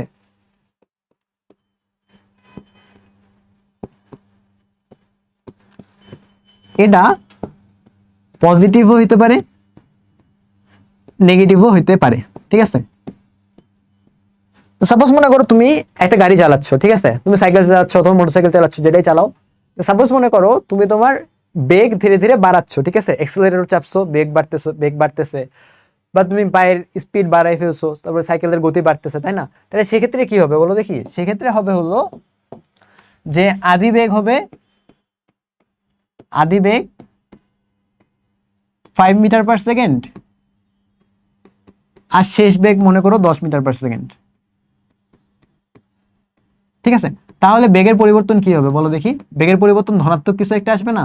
আচ্ছা, পরিবর্তন, ঠিক আছে? পরিবর্তন বলতে কি বোঝায়? ঠিক আছে, পরিবর্তন বলতে কিন্তু সবসময় শেষ মাইনাস আদি বোঝায়, ঠিক আছে? এই জিনিসটা কিন্তু মাথায় রাখবা, ঠিক আছে? এটা ফিজিক্সের প্রতিটা জিনিসের জন্য কাজে লাগবে। পরিবর্তন মানেই হলো শেষ মাইনাস আদি, ঠিক আছে? তাহলে তুমি যদি এখানে বেগের পরিবর্তন বের করো, ঠিক আছে, তাহলে বেগের পরিবর্তন কত হবে? বেগের পরিবর্তন, এটা হবে হলো শেষ বেগ মাইনাস আদি বেগ, তাই না? তাহলে কত হবে দেখো? 10 - 5 মিটার পার সেকেন্ড, তাই না? তাহলে ইকুয়াল টু কত হবে? 5 মিটার পার সেকেন্ড। তাহলে এখানে আমরা কি দেখলাম? বেগের পরিবর্তনটা পজিটিভ, তাই না? কিন্তু এখন মনে করো যে তুমি স্পিড না বাড়ায় তুমি এখন মনে করো ব্রেক চাপছো, ঠিক আছে? ব্রেক চাপলে কি হবে বলো দেখি? স্পিডটা ধীরে ধীরে কমে যাবে না? তাহলে মনে করো এখন আদি বেগ মনে করো 8 ms/1, ঠিক আছে? আর তুমি মনে করো ব্রেক চাপছো, ঠিক আছে? ব্রেক চাপে শেষ বেগ কত হয়ে গেছে? 4 ms/1 হয়ে গেছে, ঠিক আছে? তাহলে এখন কি হবে? বেগের পরিবর্তনটা দেখো দেখি। এখন কিন্তু বেগের পরিবর্তন এটা হয়ে যাবে হলো শেষ মাইনাস আদি, তাই না? তাহলে শেষ মাইনাস আদি কত হবে? 4 - 8 মিটার পার সেকেন্ড, কত হয়ে যাচ্ছে? -4 ms/1 হচ্ছে, তাই না? তাহলে এই যে দেখো বেগের পরিবর্তন যখন নেগেটিভ হবে, ঠিক আছে, বেগের পরিবর্তন যখন নেগেটিভ হবে তখন এর পরিবর্তনের হারকে বলবে হলো মন্দন। বুঝতে পারছো? তাহলে ত্বরণ কখন? বেগের পরিবর্তন যখন পজিটিভ হবে তখন এর পরিবর্তনের হার, ঠিক আছে? হার মানে কি? হার মানে হলো একক সময়ে কতটুকু বেগের পরিবর্তন হবে সেটাকে বলতেছে হলো বেগ পরিবর্তনের হার, ঠিক আছে? তাহলে বেগের পরিবর্তন যখন পজিটিভ হবে তখন বেগ পরিবর্তনের হারকে ত্বরণ বলতেছে। বেগের পরিবর্তন যখন নেগেটিভ হবে তখন এর বেগ পরিবর্তনের হারকে বলতেছে হলো মন্দন। বুঝতে পারছো আশা করি? আচ্ছা, তাহলে এখন পরিবর্তনের হার, বেগ পরিবর্তনের হারকে মন্দন বলে।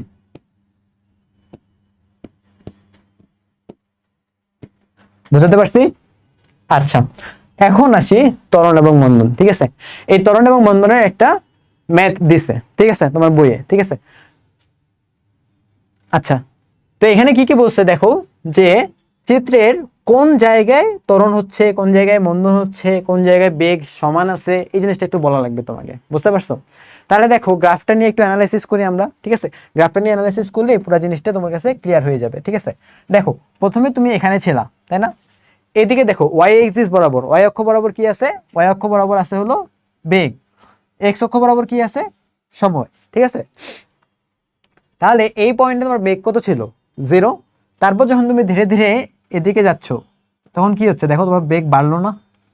তাহলে বেগ যখন বাড়তেছে তখন কি হবে, বেগ পরিবর্তনের হার পজিটিভ হবে, তাই না? তাহলে এখানে কি হচ্ছে, এখানে হচ্ছে হলো ত্বরণ, ঠিক আছে। তাহলে 0 থেকে, আচ্ছা এটা আমার নাম মনে করো ও, ঠিক আছে। তাহলে ও থেকে এ পর্যন্ত কি হয়েছে, ও থেকে ও পর্যন্ত হয়েছে ত্বরণ, ঠিক আছে। এ থেকে বি পর্যন্ত, ঠিক আছে। আচ্ছা, এখানে ও এ না দ্বারা, পয়েন্ট না দ্বারা, এরা হলো পথটা দেখাইছে, ঠিক আছে।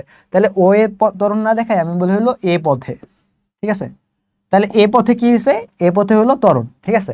আচ্ছা এবার বি পথে দেখো, বি পথে কি হয়েছে, বি পথে কি বেগের কোনো পরিবর্তন হয়েছে, বেগের কি কোনো পরিবর্তন হয়েছে? দেখো বেগ তো এই টাইমেও এটা ছিল, এখানেও কিন্তু এটাই আছে, তাহলে বেগ কিন্তু কোনো পরিবর্তন হয় নাই, দুই জায়গায় কিন্তু সমান সমান বেগ আছে। তাহলে সমান সমান বেগ থাকলে কি হবে, সমান সমান বেগ থাকলে বি পথে হয়ে যাবে এটা হলো সম বেগ, বুঝতে পারছো আশা করি, ঠিক আছে। এখন তোমাকে বলতে পারো যে ভাইয়া মান হয়তো বা সেম আছে, তাহলে ডিরেকশন সেম আছে কিনা এটা কিভাবে বুঝবো, তাই না? কারণ আমাদের দিকও জানা লাগবে। যেহেতু তারা বেগটাকেই বলছে যে সেম আছে, মানে বেগটাই কনস্ট্যান্ট আছে, তাহলে তোমাকে এখানে অবশ্যই ধরে নিতে হবে যে দিকও সেম আছে, তাহলে এটা কি হয়ে যাবে, সম বেগ হয়ে যাবে, ঠিক আছে। এবার আসি সি পথে, ঠিক আছে।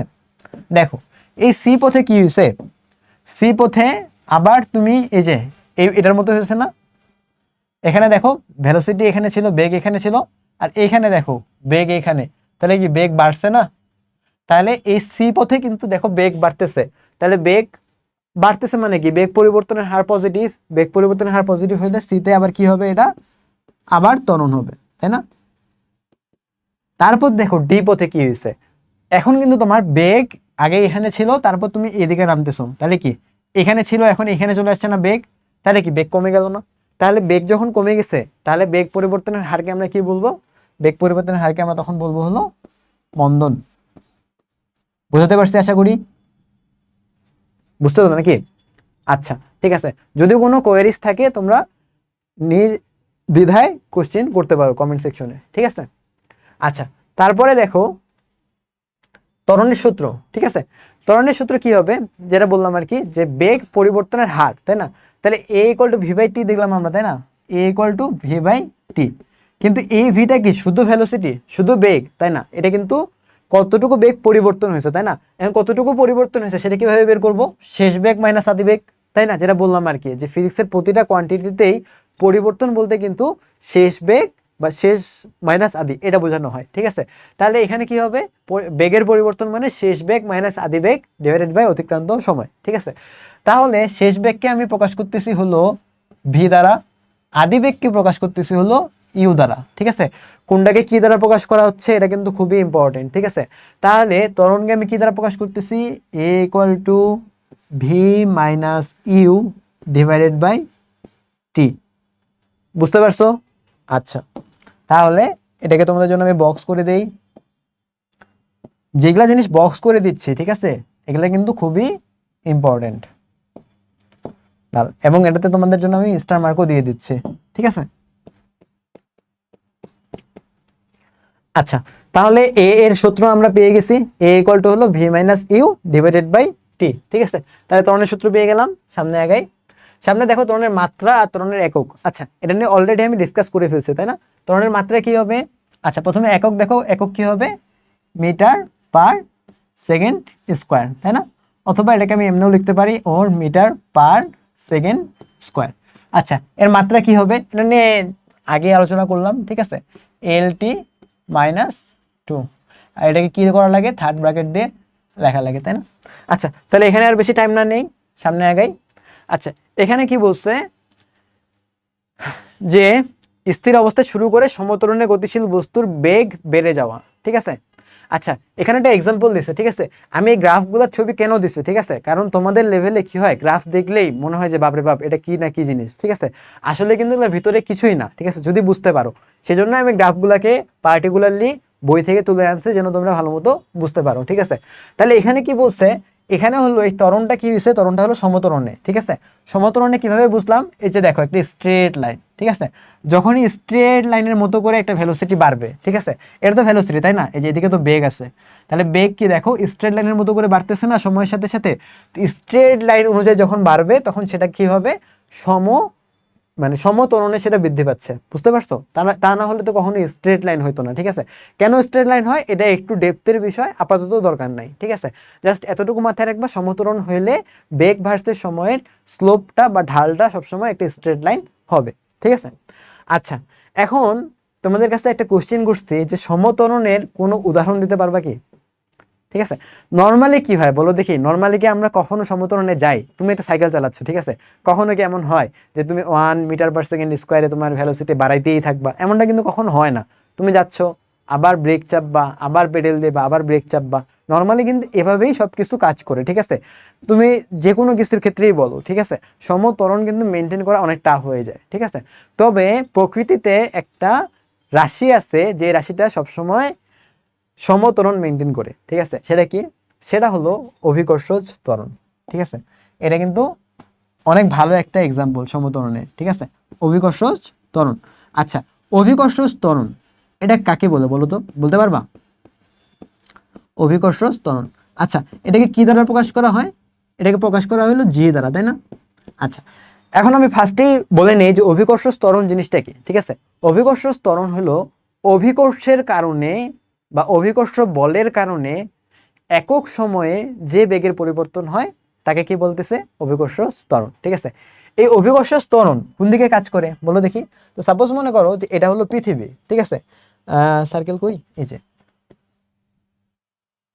তাহলে এটা মনে করো হলো পৃথিবী, ঠিক আছে। তাহলে পৃথিবীর কি আছে, একটা অবশ্যই সেন্টার থাকবে, তাই না?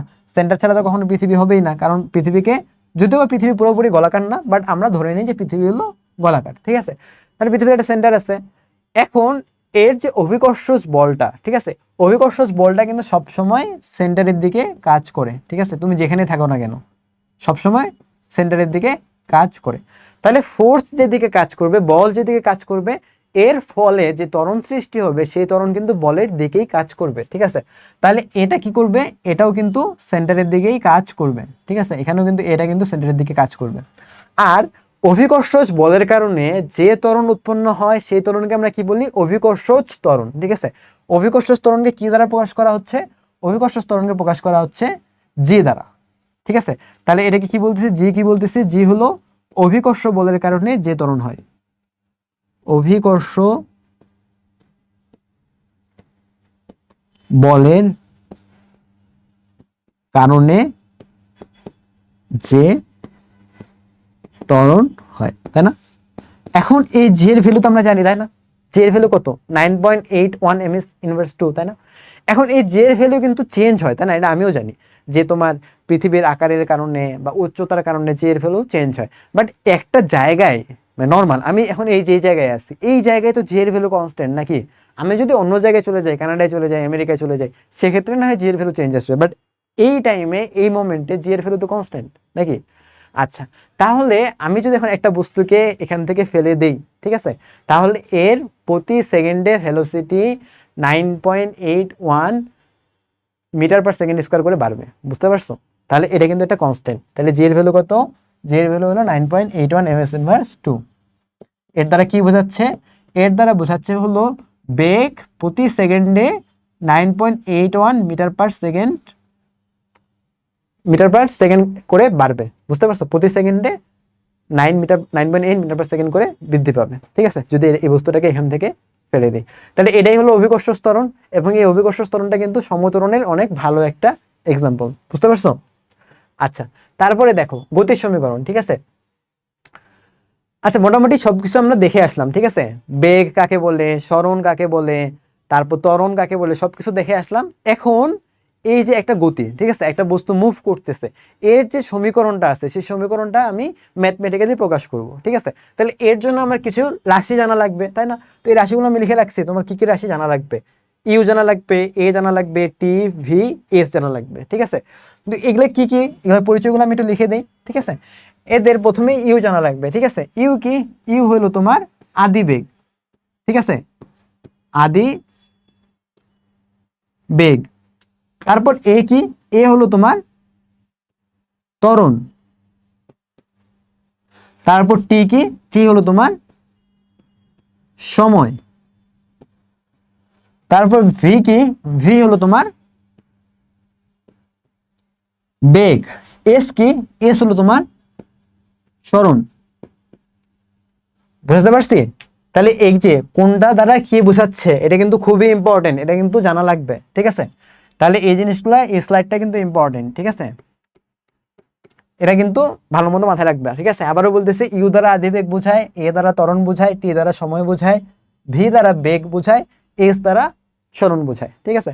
এখন আমরা চলে আসি সূত্রগুলা, ঠিক আছে। দেখো, এস ইকুয়াল টু ভিটি, ঠিক আছে, এটা কই থেকে পাইছে বলো দেখি?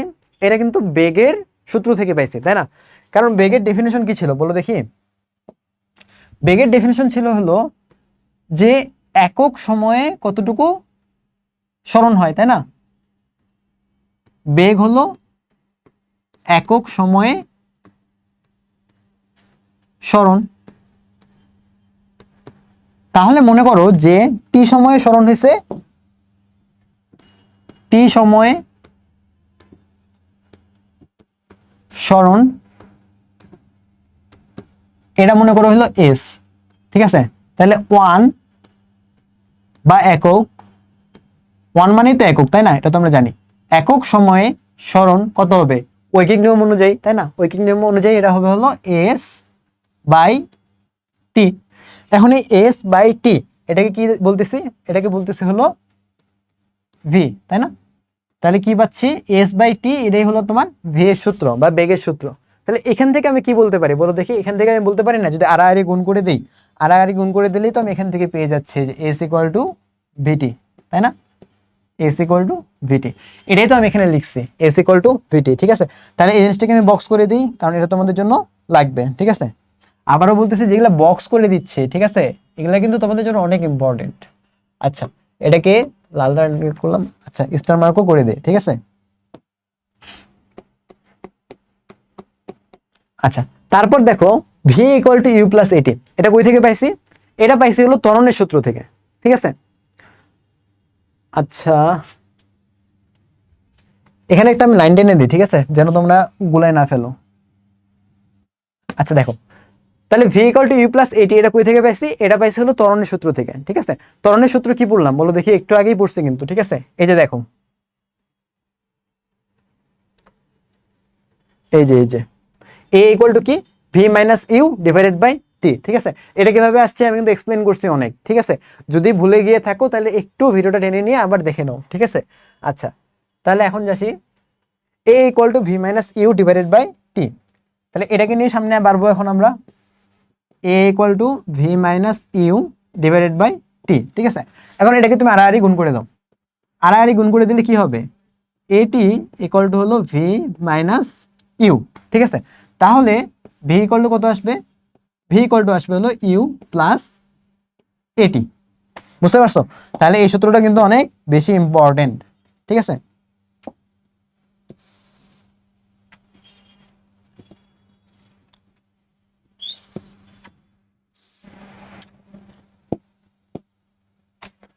V equal to U plus AT.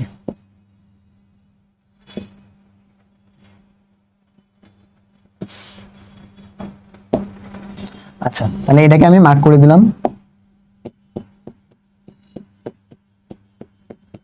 ঠিক আছে। তাহলে S equal to VT, V equal to U plus AT, clear? আচ্ছা, তারপরে সামনে আগে, ঠিক আছে। S equal to capital V, আগে কিন্তু আমি ইউজ করছিলাম স্মল ভি, ঠিক আছে। এখন কিন্তু আমি ইউজ করতেছি হলো ক্যাপিটাল ভি, ঠিক আছে। এই ক্যাপিটাল ভি দ্বারা কি বোঝাচ্ছে? গড়বেগ বোঝাচ্ছে, ঠিক আছে। তাহলে এটা কিন্তু আমি লিখে রাখছি, ক্যাপিটাল ভি দ্বারা কি বোঝাচ্ছে? ক্যাপিটাল ভি দ্বারা বোঝাচ্ছে হলো গড়বেগ, ঠিক আছে। আচ্ছা, এখন এই এস ইকুয়াল টু ভিটি, তাহলে গড় বেগ আর আমার সূত্র জানা লাগবে, তাই না? এখন দেখো কোনো কিছুর গড় আমরা কেমনে ইউজ করি, ঠিক আছে? যেমন মনে করো আমি যদি বলি যে 3R5 এর গড় কত, ঠিক আছে? 3R5 এর গড় কত, তুমি কি করবা বলো দেখি? তুমি গড় ইকুয়াল টু 3+5/2 করবা, তাই না? 3+5/2, তাহলে কত হবে? 4, তাই না? তাহলে তুমি কি করতেছো, এটা আর এটাকে যোগ করতেছো, এই যে দেখো এটা আর এটাকে যোগ করতেছো, তারপর তুমি 2 দিয়ে ভাগ দিচ্ছ, তাই না? তাহলে এখন আমি গড় বেগ চাচ্ছি, তাই না? তোমার গড় বেগ কি কি আছে দেখো, তোমার আছে বেগ হলো দুইটা, তাই না? একটা হলো ইউ, ইউ কি আদি বেগ, আর ভি কি, ভি হলো শেষ বেগ। তাহলে তোমার কি করতে হবে, গড় বেগ বের করতে হবে। তাহলে গড় বেগ কিভাবে বের করবা দেখো, 3 আর 5 এর গড় কেমনি বের করছিলা, দুইটা যোগ করছিলা, 2 দিয়ে ভাগ করছিলা। এখানে আদি বেগ এবং শেষ বেগের গড় বেগ তুমি কিভাবে বের করবা? গড় বেগ হবে তোমার ভি ইকুয়াল টু আদি বেগ প্লাস শেষ বেগ ডিভাইডেড বাই 2, ঠিক আছে? তাহলে কত হইলো, U plus V divided by 2, বুঝতে পারছো? তাহলে ভি ইকুয়াল টু কি, V equal to U plus V divided by 2, যেখানে ভি কি বোঝায়, ভি দ্বারা হলো গড় বেগ বোঝায়, ঠিক আছে? আমি কিন্তু যেগুলা ইম্পর্টেন্ট কথা সেগুলো বারবার রিপিট করতেছি, ঠিক আছে? তাহলে তোমরা যেন ভালো মতো বুঝতে পারো, ঠিক আছে? আচ্ছা, তাহলে এটাকেও আমি বক্স করে দিলাম। আচ্ছা, তাহলে S equal to VT, normally তো ভি যদি সমবেগ হয় তাহলে তো হলো ছোট হাতের ভি ইউজ করলেই হয়ে যাচ্ছে, তাই না? বাট যদি তোমার আদি বেগ থাকে এবং শেষ বেগ থাকে, ঠিক আছে, তাহলে কি হবে, তোমার ওই আদি বেগ এবং শেষ বেগের গড় নিতে হবে। সেক্ষেত্রে কত হবে, U plus V divided by 2 হবে, ঠিক আছে? বুঝতে পারছি? আচ্ছা, তারপরে দেখো কি হচ্ছে, V square U square plus 2s, আচ্ছা এটা নয়, না না, আগে আরেকটা জিনিস প্রতিপাদন করতে হবে, ঠিক আছে? দেখো এখন এস ইকুয়াল টু কি বললাম, ভিটি বললাম, তাই না? S equal to V T, আর ভি ইকুয়াল টু কি আবার, U plus V divided by 2, ঠিক আছে? তাহলে এই যে ভি এর ভ্যালুটা এখানে বসাই দেই, ঠিক আছে? ভি এর ভ্যালু বসাই দিলে হবে S equal to U plus V divided by 2 into T, ঠিক আছে? তাহলে দেখো কি আসতেছে, U T divided by 2 plus V T divided by 2 আসতেছে না?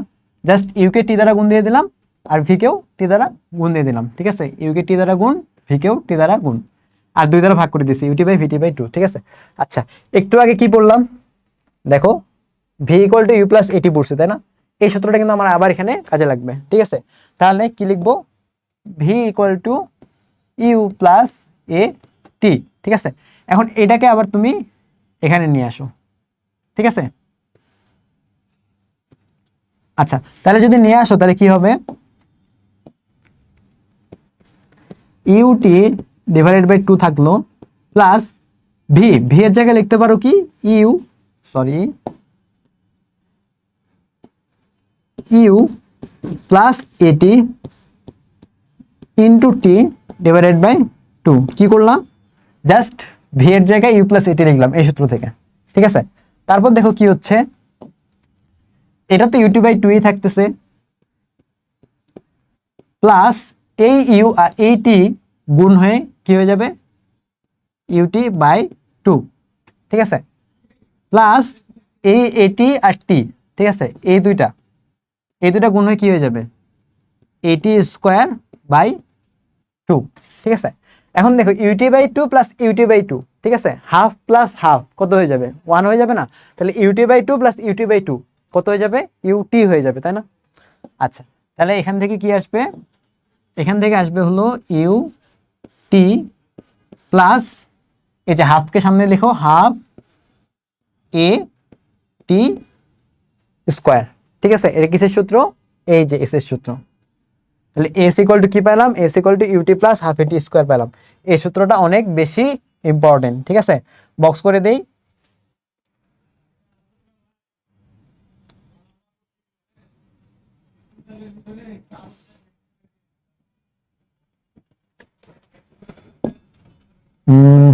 হ্যাঁ আচ্ছা, এটাকে একটু ছোট করে দিই। হ্যাঁ, তাহলে S equal to UT plus half AT square. ঠিক আছে, এটা কিন্তু খুব বেশি কাজে লাগবে। ঠিক আছে, তাহলে এটা কিন্তু খুব ভালো মতো মুখস্থ করতে হবে। আচ্ছা, কিভাবে আসছে সব কিন্তু ভালো মতো দেখাইলাম। ঠিক আছে, আবারও একটু রিক্যাপ করে দেই। S equal to capital V into T. Capital V দ্বারা বোঝায় গড়বেগ। গড়বেগের সূত্র কি? U plus V divided by two. এটা কিভাবে আসছে আগের স্লাইডে দেখাইছি। তাহলে U plus V divide by two, দুটা গুণ করে দাও, UT by two plus VT by two. V equal to U plus AT, ত্বরণের সূত্র থেকে পাইছি। ইউ প্লাস এটি লেখো, তাহলে কি আসতেছে? এবার গুণ করে দাও। ঠিক আছে, জাস্ট লিনিয়ার গুণ করে দাও, আর কিছু করা লাগবে না। UT by two plus UT by two plus AT square by two. তাহলে এসি করলে কত আসলো? UT plus half AT square আসলো। ঠিক আছে, আচ্ছা তারপর দেখো, তাহলে আমরা অলরেডি কিন্তু অনেকগুলো সূত্র পেয়ে গেছি। প্রথমে পাইছি এসি ইকুয়াল টু ভিটি, পরে পাইছি V equal to U plus AT, পরে পাইছি S equal to UT plus half AT square. এবার দেখো V square plus U square plus two A S. ঠিক আছে, এটা প্রতিপাদন করব। এটা কিভাবে প্রতিপাদন করব? দেখো আমরা কি পাইছি, V equal to U plus AT পাইছি, তাই না? V equal to U plus AT. এখন যেহেতু আমার এখানে ভি স্কোয়ার লাগবে, তাহলে তুমি চোখ বন্ধ করে দুই সাইডে স্কোয়ার করে দাও। ভি স্কোয়ার ইকুয়াল টু কত হবে? U square plus two U A T plus A square T square, তাই না? এখন দেখো আমার সূত্র কি লাগবে? U square plus two A S, তাই না? তাহলে তুমি এখান থেকে কি কমন নাও? টু এ কমন নিয়ে নাও। ঠিক আছে, তাহলে টু এ কমন নিলে কি আসবে দেখো, এখানে ইউ স্কোয়ার প্লাস টু এ যদি কমন নিয়ে নেই, তাহলে এখানে বাকি থাকবে হলো ইউটি, তাই না? এটা তো বুঝতেছো, টু এ কমন নিয়ে নিলাম, বাকি থাকবে এটি ইউটি, তাই না? এখান থেকে তুমি নিবা টু এ কমন। ঠিক আছে, এখানে কি টু আছে? টু নাই। তাহলে কি করতে হবে? একে তুমি দুই দিয়ে ভাগ দিয়ে আবার দুই দিয়ে গুণ দিয়ে দাও, এরকম করে নাও। দুই দিয়ে ভাগ দিয়ে দুই দিয়ে গুণ দিয়ে নাও। ঠিক আছে, মানে মনে মনে আর কি, দুই দিয়ে ভাগ দিয়ে দুই দিয়ে গুণ দিয়ে নাও। তাহলে এখন যদি তুমি টু এ কমন নাও, ঠিক আছে, টু এ যদি কমন নাও, তাহলে বাকি থাকবে কি বলো দেখি? বাকি থাকবে হলো, একটাই তো নিয়ে নিচ্ছ, আরেকটাই বাকি থাকবে, তাই না? তাহলে এ টি স্কোয়ার বাই টু, তাই না?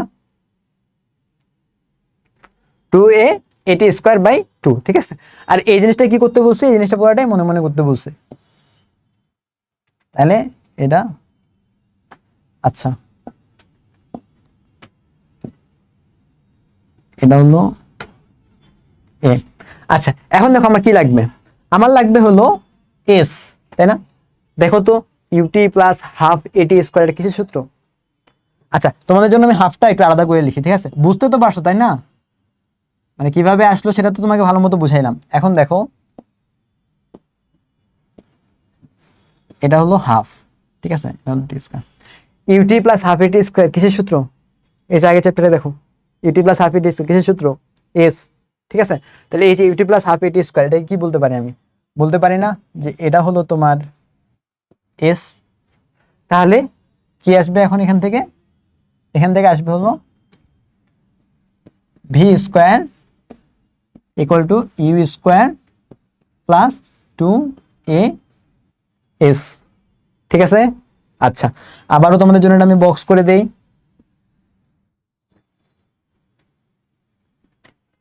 আচ্ছা কালার চেঞ্জ করি, কালার হলো হলুদ। আচ্ছা, আর এটা কিন্তু অনেক ইম্পর্টেন্ট। ঠিক আছে,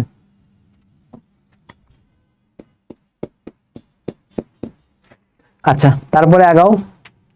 আচ্ছা এখানে দেখো তোমাদের জন্য একটা কোড রাখছি, মোটিভেশনাল কোড। ঠিক আছে, a little progress each day adds up to big result. ঠিক আছে, তুমি একদিনে অনেক বড় কিছু করে ফেলবা এরকম চিন্তা ভাবনা বাদ দাও। ঠিক আছে, যে তুমি একদিনে অনেক বেশি পড়বা, এসএসসি পরীক্ষার এক মাসে অনেক পড়বা, পড়ে অনেক ভালো করে ফেলবা, এরকমটা আসলে হয় না। ঠিক আছে, তুমি প্রতিদিন একটু একটু একটু করে এফোর্ট দাও, দিন শেষে বা একটা বছর শেষে তুমি অনেক বড় কিছু করে ফেলবা। ঠিক আছে, যেটা তুমি কল্পনাও করতে পারতেছো না। ঠিক আছে, কনসিস্টেন্ট হও। ঠিক আছে, কনসিস্টেন্ট হওয়া অনেক বেশি জরুরি। তুমি আজকে পড়তেছো, কালকে পড়তেছো না, পরের দিন পড়তেছো, আবার পড়তেছো না, এই সপ্তাহ পড়তেছো, ওই সপ্তাহ পড়তেছো না, একটা ছুটি আছে, ছুটিতে পড়ালেখা থেকে একদম ডিটাচড। আমি বলতেছি না যে ছুটিতে 24 ঘন্টা পড়ো, মানে একদম ডিটাচড, কোনো কিছুই নাই, পরোয়া করতেছো না। এরকম জিনিস করলে না আসলে জিনিসগুলো অত লং টার্ম ইফেক্টিভিটি থাকে না। ঠিক আছে, সেজন্য কি করো, প্রতিদিনই একটু একটু করে হলেও নিজেকে ইমপ্রুভ করো। ঠিক আছে, আজকের থেকে কালকের তুমি যেন একটু বেটার হও। তাহলে কি হবে, তোমার দিন শেষে বা বছর শেষে তোমার এই যে প্রতিটা জিনিসকে তুমি যখন পিছনে তাকাবা, ঠিক আছে, তুমি নিজে অবাক হয়ে যাবা যে কিভাবে হলো এটা। তো তুমি একটু একটু একটু করে এফোর্ট দিতে দিতে দিতে অনেক বড় কিছু হয়ে গেছে, ঠিক আছে। ওই যে বাংলায় একটা প্রবাদ আছে না, যে বিন্দু বিন্দু শিশির কণা জোরে তোলে কি গড়ে তোলে সাগর, এরকম একটা প্রবাদ বাক্য আছে না। তো তুমি নিজেকে একটু একটু করে ইমপ্রুভ করো, তাহলেই দেখা যাবে যে অনেক বড় কিছু হয়ে গেছে। আর একবারে অনেক পড়া পড়বা এরকম মেন্টালিটি এখনই বাদ দাও, প্রতিদিন দিনের পর দিনের পরও, তাহলে দেখবা যে তোমার তাড়াতাড়ি সিলেবাস শেষ হয়ে গেছে, তুমি রিভাইজ দিতে পারতেছো এবং দিন শেষে অনেক ভালো একটা রেজাল্ট আসবে। বুঝতে পারছো? তাহলে আমার কথা সারমর্ম কি? সারমর্ম হলো প্রতিদিনই নিজেকে একটু একটু করে ডেভেলপ করতে হবে, প্রতিদিনই একটু একটু করে হার্ডওয়ার্কের অ্যামাউন্টটা বাড়াইতে হবে, ঠিক আছে। আচ্ছা, তারপরে দেখো এখানে একটু রিক্যাপ করছি, ঠিক আছে। এতক্ষণ ধরে যে সূত্রগুলো পড়লাম সেই সূত্রগুলোরই সামেশন, ঠিক আছে। সামেশন কি কি? এস ইকুয়াল টু ভিটি, কই থেকে পাইছি এটা? বেগের সূত্র থেকে। V equal to U plus AT, কই থেকে পাইছি? ত্বরণের সূত্র থেকে। এস ইকুয়াল টু ভিটি, কই থেকে পাইছি? এই যে এখানকার এই ভি, জাস্ট এই ভিটা কি? এই ভিটা হলো তোমার, এই ভিটা হলো তোমার গড় বেগ, তাই না? ভি ইকুয়াল টু গড় বেগ। আর গড় বেগের সূত্র কি? গড় বেগের সূত্র আগে লিখছি যদিও, বা আমি এখানে আবার লিখতেছি, U plus V divided by 2, ঠিক আছে। আচ্ছা, তারপরে কি? সরণের সূত্র S equal to UT plus half AT square, ঠিক আছে। তারপরে V square equal to U square plus 2as। আমি কিন্তু সবগুলোরই প্রতিপাদন সহকারে তোমাকে দেখাইছি, ঠিক আছে। তারপরে দেখো এখানে একটা আবার ওই সেম, ঠিক আছে, গ্রাফ দিছে। গ্রাফ কেন? আবারও বলতেছি, যেন তোমরা ভয় না পাও, ঠিক আছে, সেজন্য গ্রাফগুলো নিয়ে আমি বেশি কাজ করতেছি, ঠিক আছে। আচ্ছা দেখো গ্রাফের চিত্রটা কি? সমত্বরণের গতিতে গড়বেগ কি? আদিবেগ ও শেষ বেগের মাঝামাঝি সময়ের বেগ, ঠিক আছে। তাহলে দেখো মনে করো এই যে টি ইকুয়াল টু জিরোতে, আচ্ছা কি আছে, হ্যাঁ, টি ইকুয়াল টু জিরোতে বেগ কি? ইউ, ঠিক আছে, এটা টি ইকুয়াল টু জিরো। আচ্ছা, আর শেষ সময় কি? শেষ হলো এটা মনে করো টি সময়, আর টি সময়ে বেগ কত? টি সময়ে বেগ হলো ভি, ঠিক আছে, টি সময়ে বেগ হলো ভি। তাহলে তোমার এই যে টি ইকুয়াল টু জিরো আর টি এর মাঝামাঝি সময়, ঠিক আছে, যেমন মনে করো তোমার এখান থেকে ওখানে যেতে 30 সেকেন্ড লাগছে, তাহলে 15তম সেকেন্ডে, ঠিক আছে, মানে টি বাই 2 সময়, ঠিক আছে, টি বাই 2 সময়ে তোমার যে বেগটা থাকবে সেই বেগটাই হলো তোমার গড় বেগ। বুঝতে পারছো? সেটা ম্যাথমেটিক্যালি কিভাবে বের করতে পারি? V equal to U plus V divided by 2, ঠিক আছে। বাট এই গ্রাফ দ্বারা কি বুঝাইছে আশা করি বুঝাইতে পারছি তোমাদেরকে, তোমাদের মধ্যে আর কোনো ডাউট থাকবে না, ঠিক আছে। আবারও বলতেছি যে প্রথম 0 সেকেন্ড এবং টি সেকেন্ড, ঠিক আছে, এর মাঝে যে মিডল পয়েন্টটা আছে সেই মিডল পয়েন্টে তোমার যে ভেলোসিটি থাকবে সেই ভেলোসিটিটাই কিন্তু তোমার গড় বেগ, যেটা আমরা U plus V divided by 2 দ্বারাও বের করতে পারি। আচ্ছা, এবার আছে ম্যাথের পালা, ঠিক আছে, যেটা আগেও বললি আমি সবসময় বলি, সেটা হলো তুমি যতক্ষণ পর্যন্ত একটা কনসেপ্টের ম্যাথ না করতে পারতেছো ততক্ষণ পর্যন্ত সেই কনসেপ্টটা কিন্তু তোমার ক্লিয়ার না।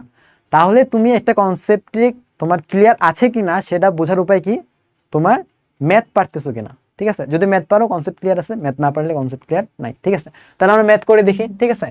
কি বলছে? একটা গাড়ির বেগ 1 মিনিটে স্থির অবস্থা থেকে বেড়ে 60 কিলোমিটার পার আওয়ার হয়েছে, গাড়িটির ত্বরণ কত, ঠিক আছে। তাহলে এখানে কি কি ভ্যালু দেওয়া আছে দেখো। প্রথমে 1 মিনিটে, তাই না? তাহলে টি এর ভ্যালু কত? টি এর ভ্যালু হলো 60 সেকেন্ড, 1 মিনিট মানে তো 60 সেকেন্ড। স্থির অবস্থা থেকে, স্থির অবস্থা মানে কত? ইউ ইকুয়াল টু 0, তাই না? 60 কিলোমিটার পার আওয়ার হয়েছে, ঠিক আছে। এখন এই 60 কিলোমিটার পার আওয়ার, ঠিক আছে, এটাকে কিন্তু তোমার কনভার্ট করতে হবে, ঠিক আছে। আমরা যখন ম্যাথগুলো করবো সবসময় এসআই ইউনিটে করবো, এবং এসআই ইউনিটে বেগের ইউনিট কি, একক কি? Metre per second. তাহলে এই যে 60 কিলোমিটার পার আওয়ার আছে এটাকে এখন তোমার মিটার পার সেকেন্ডে কনভার্ট করতে হবে। তাহলে মিটার পার সেকেন্ডে এটা কত হবে? 60 কিলোমিটার পার আওয়ার, এটা হয়ে যাবে 60, এটা তো এমন তাই না যে 60 কিলোমিটার পার 1 আওয়ার। কনভার্ট করাটাও শিখাই দিই তোমাদেরকে ভালো মতো, ঠিক আছে। V equal to 60 kilometre per 1 hour. এখন তুমি এটাকে কি করবা? মিটার পার সেকেন্ডে নিয়ে যাবা, তাই না? তাহলে 60 কিলোমিটারকে প্রথমে মিটারে নিয়ে যাও, তাহলে 60 ইন্টু 1000 মিটার, আর 1 আওয়ারকে তারপর সেকেন্ডে নিয়ে যাও। তাহলে 1 আওয়ার ইকুয়াল টু কত? 60 মিনিট, আর 60 মিনিট ইকুয়াল টু আবার কত? 1 মিনিট ইকুয়াল টু 60 সেকেন্ড। তাহলে 60 একটু 60 সেকেন্ড, শেষ হয়ে গেল মিটার পার সেকেন্ডে, ঠিক আছে। তাহলে দেখো তোমরা বের করো যে এর ভ্যালু কত আসবে। এর ভ্যালু আসবে হলো 60,000 divided by 60 into 60, 16.67 metre per second, তাই না? 16.67 মিটার পার সেকেন্ড।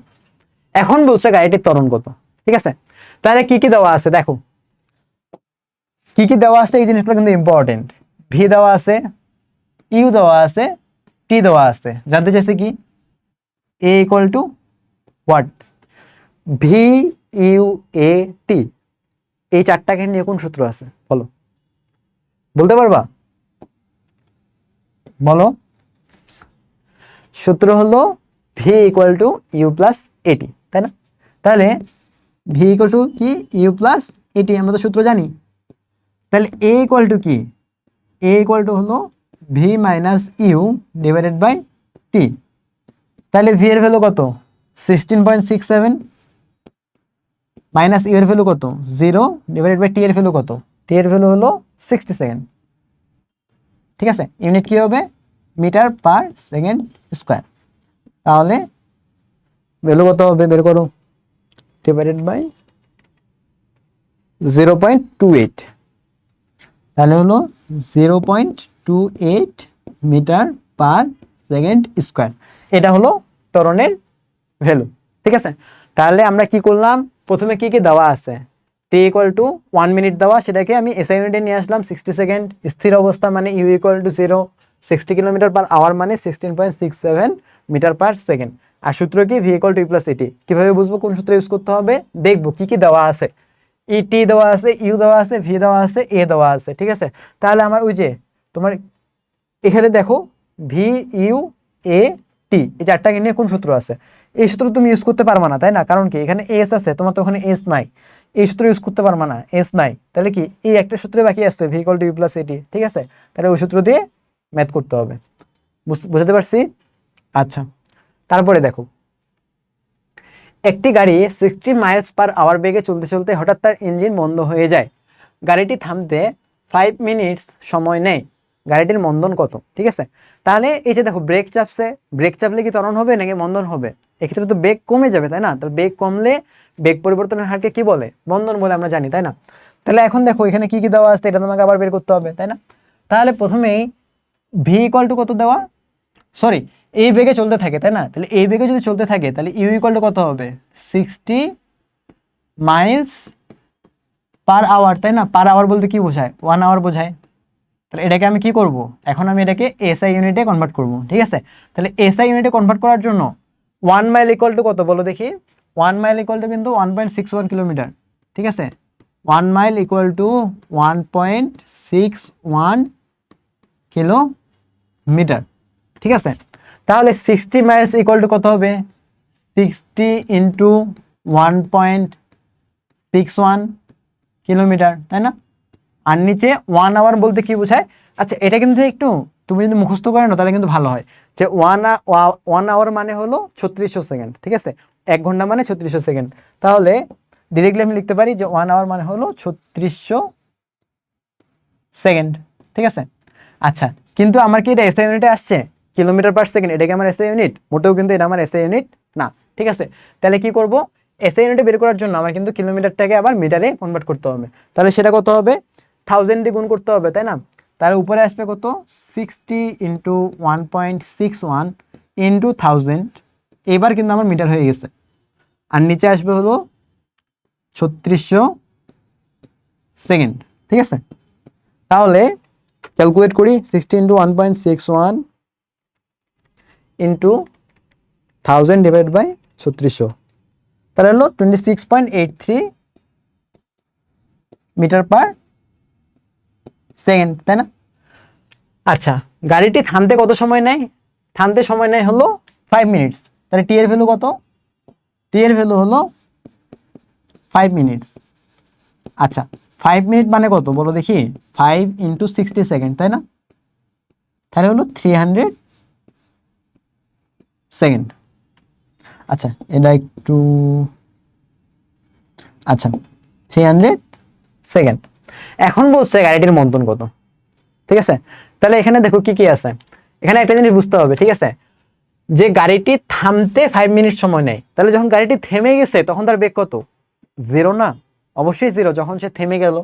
তাহলে এখানে ভি কত, এখানে কিন্তু বুঝতে হবে ভি কিন্তু 0, ঠিক আছে। ভি ইকুয়াল টু কিন্তু 0 কারণ থেমে গেছে।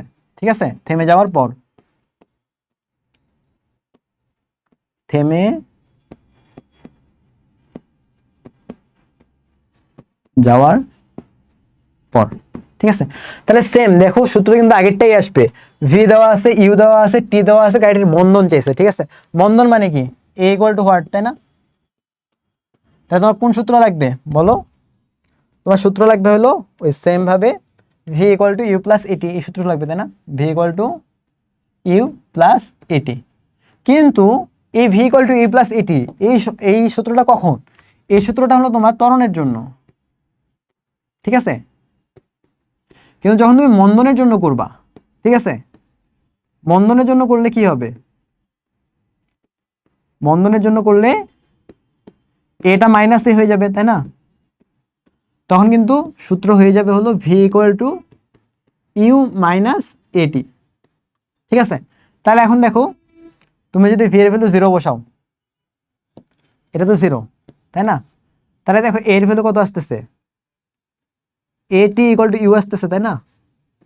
তাহলে এ ইকুয়াল টু কত আসতেছে, ইউ বাই টি, ঠিক আছে। তাহলে এর ভ্যালু কত আসবে, ইউ বাই টি। ইউ এর ভ্যালু কত?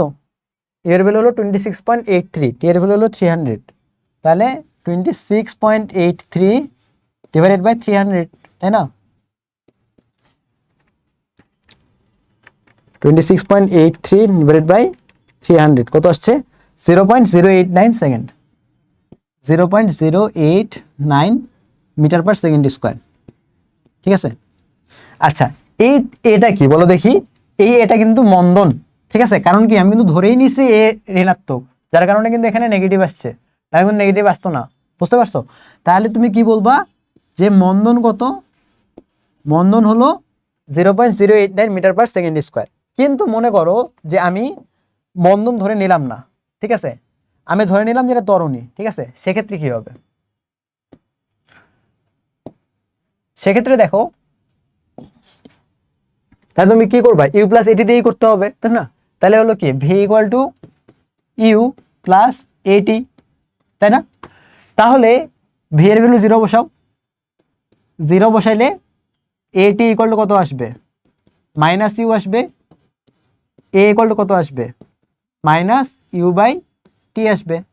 তাহলে মাইনাস ইউ এর ভ্যালু কত, 26.83 ডিভাইডেড বাই টি এর ভ্যালু কত, 300। তাহলে কত আসবে, মাইনাস ওই সেম ভ্যালুই আসবে, ঠিক আছে, বাট মাইনাস আসবে একটা, minus 0.089 metre per second square. তাহলে তুমি যখন ত্বরণ বের করবা তখন কিন্তু একটা সামনে মাইনাস আসবে, দেখতেছো তো, তাই না? তাহলে যখন তুমি ত্বরণ বের করবা তখন কিন্তু একটা সামনে মাইনাস আসবে। কিন্তু যদি তুমি মন্দন বলো, মন্দন বললে কিন্তু সামনে মাইনাস আসবে না, ঠিক আছে। কিন্তু তুমি যদি মন্দনও বলো, আবার সামনে যদি একটা মাইনাসও দাও, তখন কিন্তু কি হয়ে যাবে, মাইনাসে মাইনাসে প্লাস হয়ে যাবে, তখন কিন্তু সেটা ত্বরণ হয়ে যাবে, ঠিক আছে। তো এক্ষেত্রে খুব কেয়ারফুল। যদি বলো যে মন্দন কত, তাহলে শুধু এই পজিটিভ ভ্যালুটা দাও। যদি বলো যে ত্বরণ কত, তাহলে এই যে নেগেটিভ ভ্যালুটা দাও, ঠিক আছে। নেগেটিভ ত্বরণই তো মন্দন, তাই না?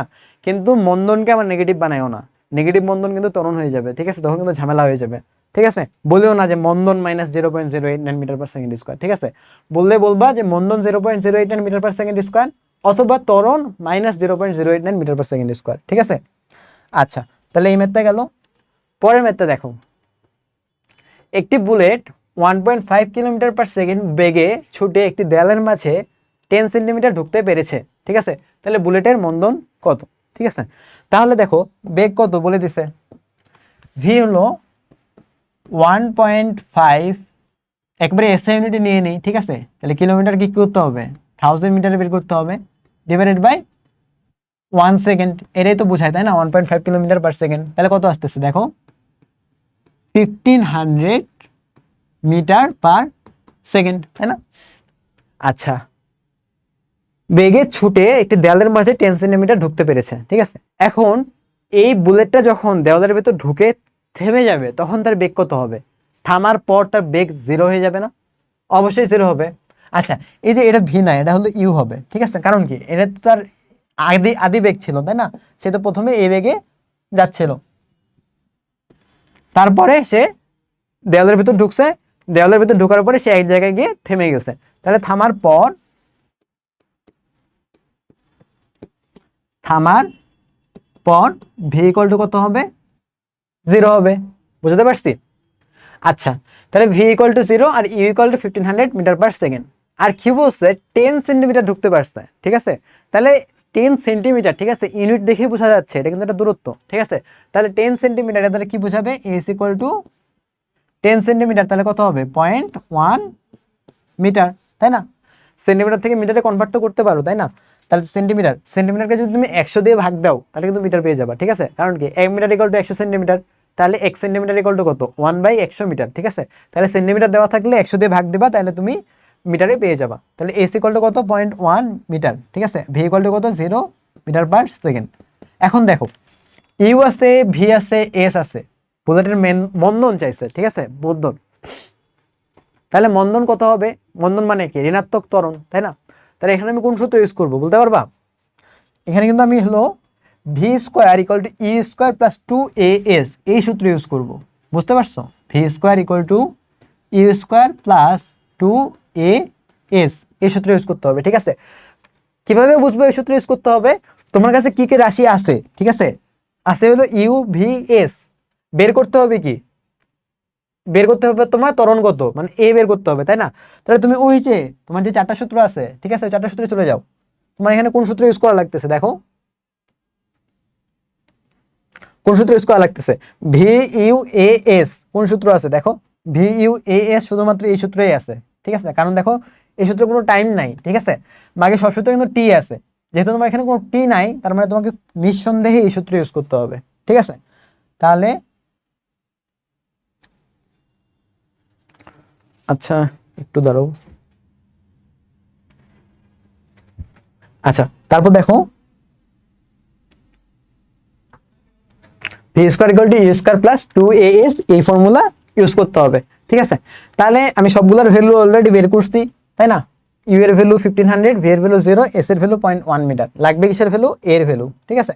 তাহলে তুমি দুইভাবে করতে পারো, ঠিক আছে, আগের ম্যাথটার মতোই। এক তো ফার্স্ট তুমি এটাকে কি করতে পারো, V square equal to U square minus 2as দিয়ে করতে পারো। তাহলে এর ভ্যালু ডিরেক্টলি মন্দন পাবা, ঠিক আছে, এর ভ্যালু ডিরেক্টলি মন্দন পাবা, ঠিক আছে। বন্ধনকে কিন্তু আবার নেগেটিভ বানায়ও না। আর যদি প্লাস দিয়ে করো তাহলে কি হবে, তুমি এর ভ্যালু নেগেটিভ পাবা, তখন বলবা যে ত্বরণ নেগেটিভ এত, অথবা মন্দন মাইনাস সাইনটাকে বাদ দিয়ে বলবা, ঠিক আছে। তাহলে দেখো ভি কত, ভি হলো 0, তাই না, ভি এর ভ্যালু কত 0। আচ্ছা তাহলে এর ভ্যালু কত হবে, এর ভ্যালু হবে না minus you square by 2s, এটাই তো হবে, তাই না। তাহলে দেখো মাইনাস ইউ স্কোয়ারের ভ্যালু কত, এই যে ইউ এর ভ্যালু হলো 1500 মিটার পার সেকেন্ড, আর এস এর ভ্যালু কত 0.1 মিটার, ঠিক আছে। তাহলে 1500 square divided by 2 into S এর ভ্যালু কত 0.1, ঠিক আছে। তাহলে 2 ইন্টু 0.1, তাহলে ভ্যালু কত আসতেছে minus 1500 square divided by 2 into 0.1, তাহলে অনেক বেশি আসছে, তাই না। কত আসতেছে, মাইনাস 11.25 ইন্টু 10⁶। আচ্ছা যেটা আসবে সেটাই, ঠিক আছে, minus 11.25 into 10⁶ metre per second square, ঠিক আছে, স্কোয়ার, হ্যাঁ সব তো ঠিকই আছে। তাহলে এটাই হবে, ঠিক আছে। তাহলে দেখো যেটা বলতেছিলাম যে এর ভ্যালু কিন্তু নেগেটিভ এটা আসবে, ঠিক আছে। তাহলে তুমি দুইভাবে অ্যান্সার দিতে পারো, যে ত্বরণ এইটা, অথবা বলতে পারো যে মন্দন কত, মন্দন হলো মাইনাস সাইনটাকে বাদ দিয়ে দেবা, ঠিক আছে, মন্দন হলো 11.25 into 10⁶ metre per second square. আর অথবা বলতে পারো ত্বরণ কত, ত্বরণ হলো minus 11.25 into 10⁶ metre per second square, ঠিক আছে। আর আরেকভাবে করতে পারো, ডিরেক্টলি সূত্রতেই মাইনাস নিয়ে আসলা, ঠিক আছে, সূত্রতেই যদি মাইনাস নিয়ে আসো তাহলে কিন্তু এর ভ্যালু মন্দন পাবা, ঠিক আছে, বুঝতে পারছি আশা করি। আচ্ছা তারপরে দেখো পরন্ত বস্তুর সূত্র, ঠিক আছে। এতক্ষণ ধরে আমরা যেগুলা করলাম সেগুলা কি ছিল, নর্মাল, তাই না, লিনিয়ার ক্ষেত্রে ছিল। যে তোমার মনে করো এই যে এখানে একটা অবজেক্ট ছিল, এই অবজেক্টকে তুমি এদিকে ঠেলতেছো, ঠিক আছে, সেক্ষেত্রে ভি, এ, টি, এস এগুলা বের করছি, তাই না। বেগ কত, ত্বরণ কত, সরণ কত, সময় কত, সব কি করছি এই দিক বরাবর ছিল, তাই না। কিন্তু আমার মুভমেন্ট বা গতি কি শুধু এই বরাবরই হতে পারে, মোটেও না, বস্তুটা তো আমার উপর থেকে নিচেও পড়তে পারে, তাই না। যেমন দেখো যে এখানে মনে করো একটা বস্তু আছে, সে মনে করো নিচে পড়লো, ঠিক আছে, সেক্ষেত্রে কি হবে, ঠিক আছে, সেক্ষেত্রে কি হবে সেই জিনিসটাই হলো পরন্ত বস্তুর সূত্র দিয়ে আমরা বলতে পারি, ঠিক আছে, বের করতে পারি। এখন এই পরন্ত বস্তুর সূত্র এটা কই থেকে আসছে, ঠিক আছে, বা এটা কে আবিষ্কার করছে? এটা কিন্তু আবিষ্কার করছে হলো গ্যালিলিও, ঠিক আছে, সায়েন্টিস্ট গ্যালিলিও।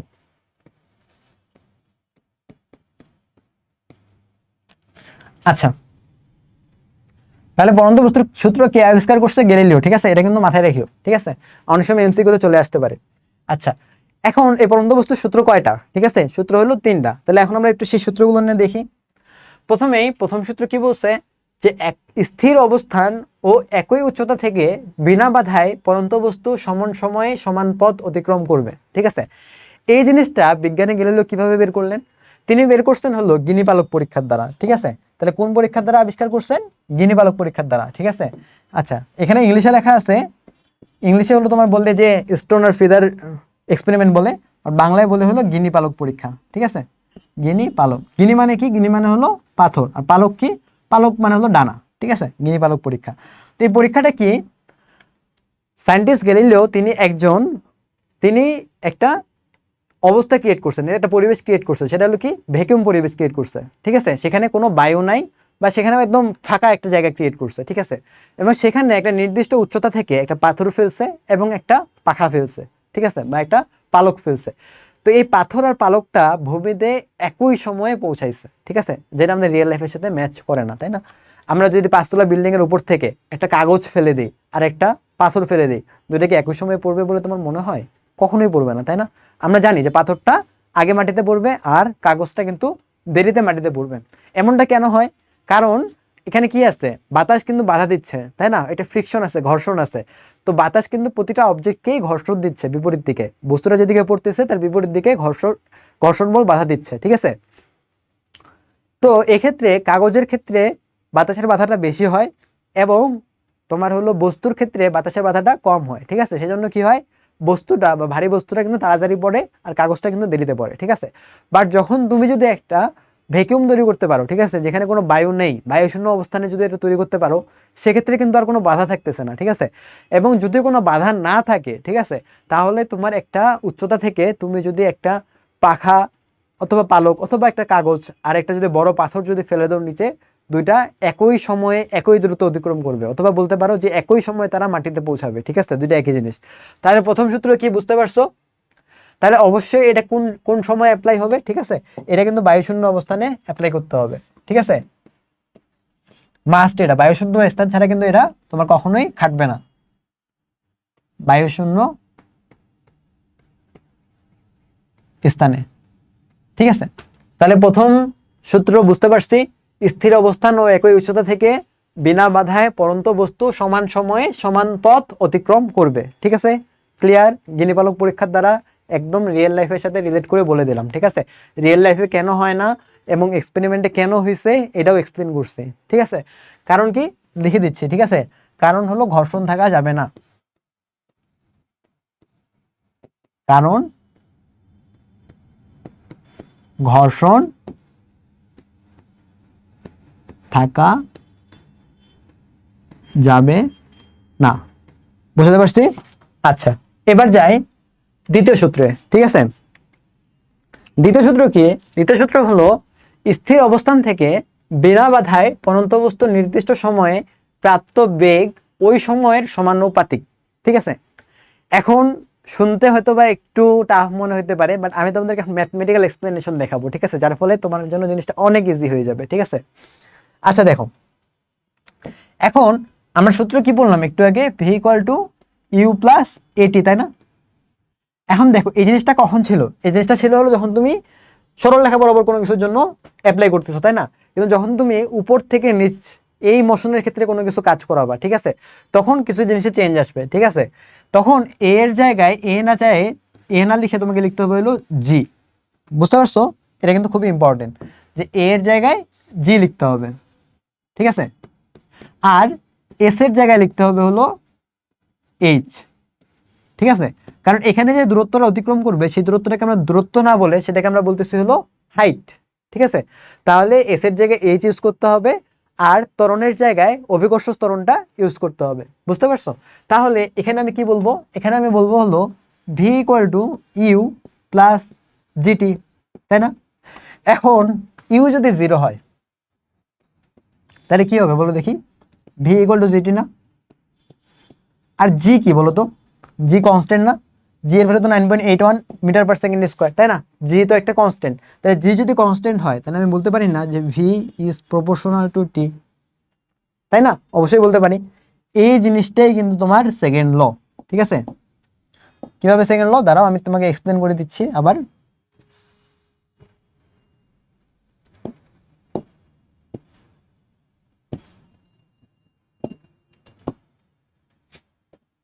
আচ্ছা, তাহলে দেখো স্থির অবস্থান থেকে, স্থির অবস্থান মানে কি, ইউ ইকুয়াল টু 0।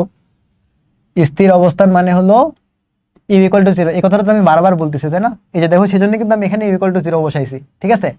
বিনা বাধায়, ঠিক আছে? তার মানে কি কোনো বাধা থাকা যাবে না। কোনো বাধা থাকা যাবে না মানে কি, বায়ুশূন্য অবস্থান, ঠিক আছে? তার মানে এটাও কিন্তু তোমার ভ্যাকুয়ামে করতে হবে, ঠিক আছে? বিনা বাধায় পরন্ত বস্তুর নির্দিষ্ট সময়ে প্রাপ্ত বেগ, ঠিক আছে? এই যে নির্দিষ্ট সময়ে প্রাপ্ত বেগ ভি ওই সময়ের সমানুপাতিক, অর্থাৎ ভি ইজ প্রপোর্শনাল টু টি। আমি কি বের করতে পারছি ভি ইজ প্রপোর্শনাল টু টি? তাই এটা কিন্তু নতুন কিছুই না, এটা কিন্তু আমার ওই গতিসূত্র থেকেই আমি নিয়ে আসতেছি পুরো জিনিসটাকে, ঠিক আছে? তাহলে বুঝতে পারছি কি কি কন্ডিশন, স্থির অবস্থান থেকে এবং বিনা বাধায়, ঠিক আছে? বিনা বাধায়, এই জিনিসটা কিন্তু খুবই ইম্পর্টেন্ট। বিনা বাধায় পরন্ত বস্তু নির্দিষ্ট সময় প্রাপ্ত বেগ ওই সময়ের সমানুপাতিক, ভি ইজ প্রপোর্শনাল টু টি। তাহলে ক্লিয়ার? আচ্ছা, তারপর দেখো তৃতীয় সূত্র, স্থির অবস্থান থেকে বিনা বাধায় পরন্ত বস্তু নির্দিষ্ট সময়ে যে দূরত্ব অতিক্রম করে তা ওই সময়ের বর্গের সমানুপাতিক। তাহলে এখানেও কন্ডিশন দেখো, স্থির অবস্থান তাহলে কি ইউ ইকুয়াল টু 0, বিনা বাধায় তার মানে কি ভ্যাকুয়াম, তাই না? তার মানে কি করতে হবে, বায়ুশূন্য অবস্থান, তাই না? তাহলে এই যে বায়ুশূন্য অবস্থান, তিনটা সূত্রের জন্যই কিন্তু এই কন্ডিশনটা মাস্ট। এই কন্ডিশন ছাড়া কিন্তু কোনোটাই খাটবে না, ঠিক আছে? পরন্ত বস্তু নির্দিষ্ট সময়ে যে দূরত্ব অতিক্রম করে তা ওই সময়ের বর্গের সমানুপাতিক। তাহলে আমরা চলো এটাও দেখি কিভাবে হয়, ঠিক আছে? তাহলে এস ইকুয়াল টু কত পড়ছি আমরা বলো, UT plus half AT square পড়ছি, তাই না? আর এর জন্য কি করতে হয়, পরন্ত বস্তুর ক্ষেত্রে কি করতে হয়, এর জায়গায় জি লিখতে হয়, এস এর জায়গায় এইচ লিখতে হয়, তাই না? এটা তো আমি আপনাকে বারবার করে বলতেছি। তাহলে দেখো এটা হলো হলুদ, ঠিক আছে? তাহলে এটাকে মার্ক করলাম। আচ্ছা, তাহলে এই সূত্রটা কি হয়ে যাবে বলো দেখি, তাহলে এই সূত্রটা হয়ে যাবে H equal to UT plus half G T square, তাই না? এখন দেখো কি বলছে, স্থির অবস্থান, তার মানে কি ইউ ইকুয়াল টু 0। তাহলে ইউ ইকুয়াল টু যদি 0 হয় তাহলে কি এই টার্মটা 0 হয়ে যাবে, তাই না?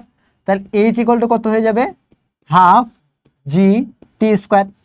দেখো হাফ কিন্তু একটা কনস্ট্যান্ট, হাফের ভ্যালু তো 0.5, জি এর ভ্যালু কত 9.81, এটাও একটা কনস্ট্যান্ট। তাহলে কনস্ট্যান্টগুলোকে যদি আমি সরাই দিই তাহলে কি হবে বলো দেখি, H is proportional to T square, তাই না? এটাই কি আমার সূত্রটা বলেনি? আমার সূত্রটা কি এটাই না বলো? এটাই তো আমার সূত্রটা। তাহলে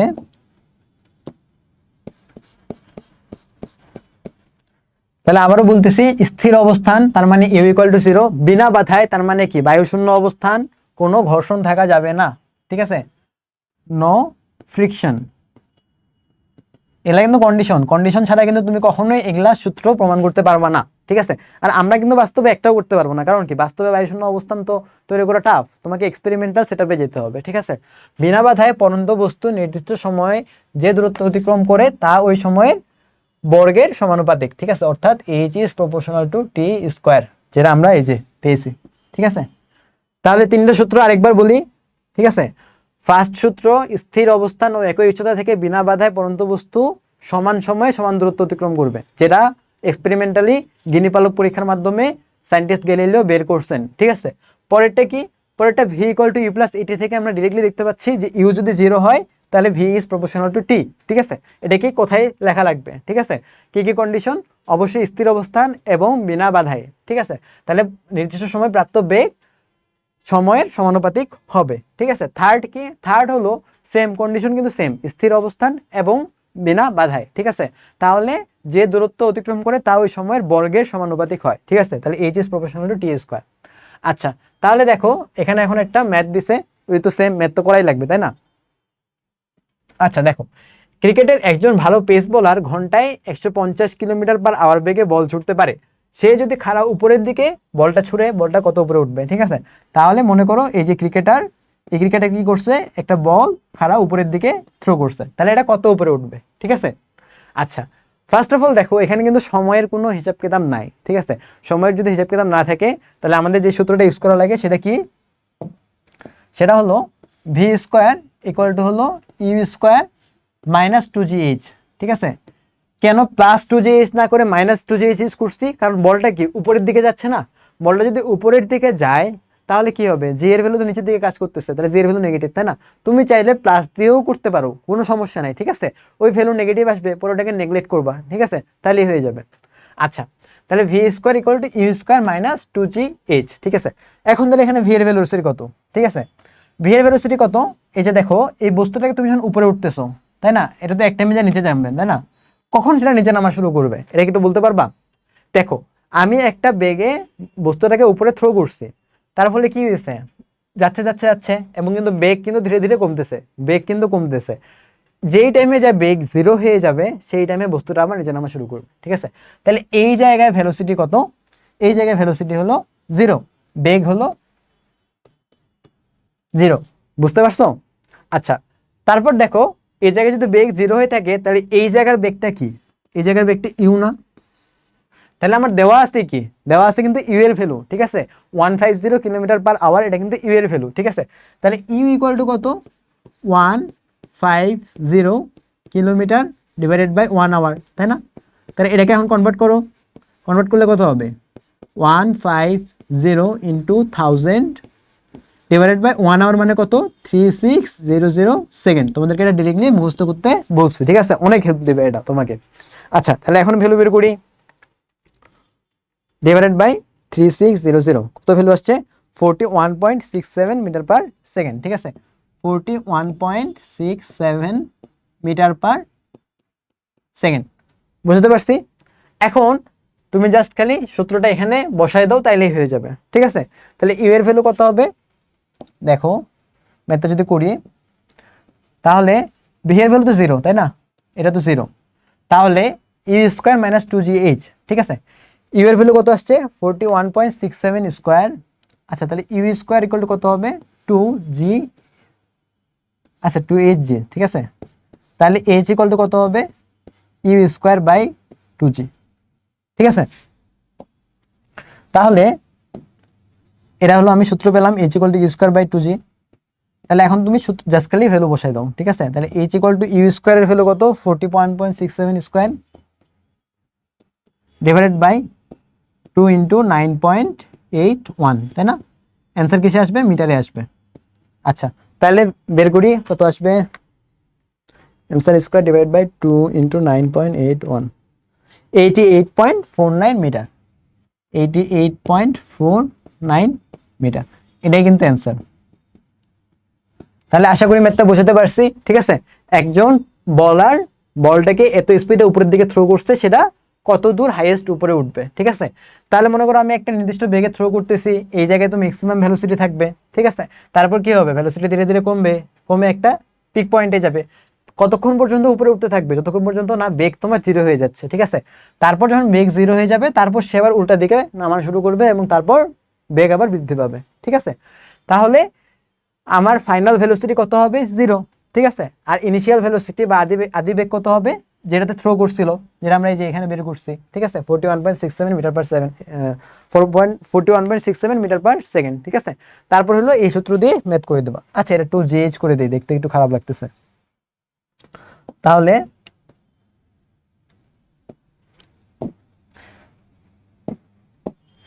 you square equal two 2gh। ঠিক আছে, তাহলে বুঝতে পারছো? আচ্ছা, তারপরে দেখো এই ম্যাথটা। ঠিক আছে, পৃথিবীকে ঘিরে মহাকাশ যখন ঘুরতে থাকে তাদের দ্রুতি অনেক বেশি। ঠিক আছে, প্রায় 10 কিলোমিটার পার সেকেন্ড। এরকম গতিতে যদি আকাশের দিকে একটি কামানের গোলা ছুড়ে দিই সেটি কত উপরে উঠবে, ঠিক আছে। মানে ওই সেম টাইপেরই যে পৃথিবী থেকে একটা কামানের গোলা 10 কিলোমিটার/সেকেন্ডে বস্তুটাকে উপরে থ্রো করছো, ঠিক আছে, তাহলে কত দূর সেটা উপরে উঠবে, তাই না? তোমরা নিশ্চয়ই ভাবতেছো যে আগের মেথা যেভাবে করলা এই মেথা তো অমনি, তাই না? তাহলে হ্যাঁ ঠিক আছে, আগের মেথে এই পর্যন্ত সব ঠিকঠাক, তাই না? এই সূত্র পর্যন্ত সব তো এরকমই থাকবে, তাই না? কোনো চেঞ্জ নাই। তাহলে কি আসবে? h = u² / 2g করে দেবা, তাই তো? h = u²/2g। ইউ এর ভ্যালু এটা বসাবা, তাই তো? হয়ে গেল, ইউ এর ভ্যালু এটা বসাবা, তাই না? বাস, মনে তো হচ্ছে, তাই না? ম্যাথটা অনেক ইজি, বাট ম্যাথটা এমনি করলে হবে না, ঠিক আছে। এবং এই ম্যাথটা আসলে তোমাদের লেভেলেরই না, ঠিক আছে। কেন এটা এই সূত্র দিয়ে করা যাবে না, ঠিক আছে? এর রিজনটা কি? এর রিজনটা হলো তুমি যখন এত ভেলোসিটিতে, ঠিক আছে, এত বেশি ভেলোসিটিতে যখন তুমি একটা জিনিসকে থ্রো করতেছো, ঠিক আছে, তখন কিন্তু জি এর ভ্যালু কিন্তু আর সেম থাকে না। আচ্ছা দাঁড়াও, আমরা কি জানি জি এর ভ্যালু কি সেম সব জায়গায়? সেম মোটেও কিন্তু সব জায়গায় সেম না, তাই না? জি এর ভ্যালু কিন্তু এক এক জায়গায় এক এক রকম। স্পেশালি জি এর ভ্যালু কিন্তু চেঞ্জ হয়। কিভাবে চেঞ্জ হয়? তোমার হাইটের উপর ডিপেন্ড করে চেঞ্জ হয়। যেমন দেখো,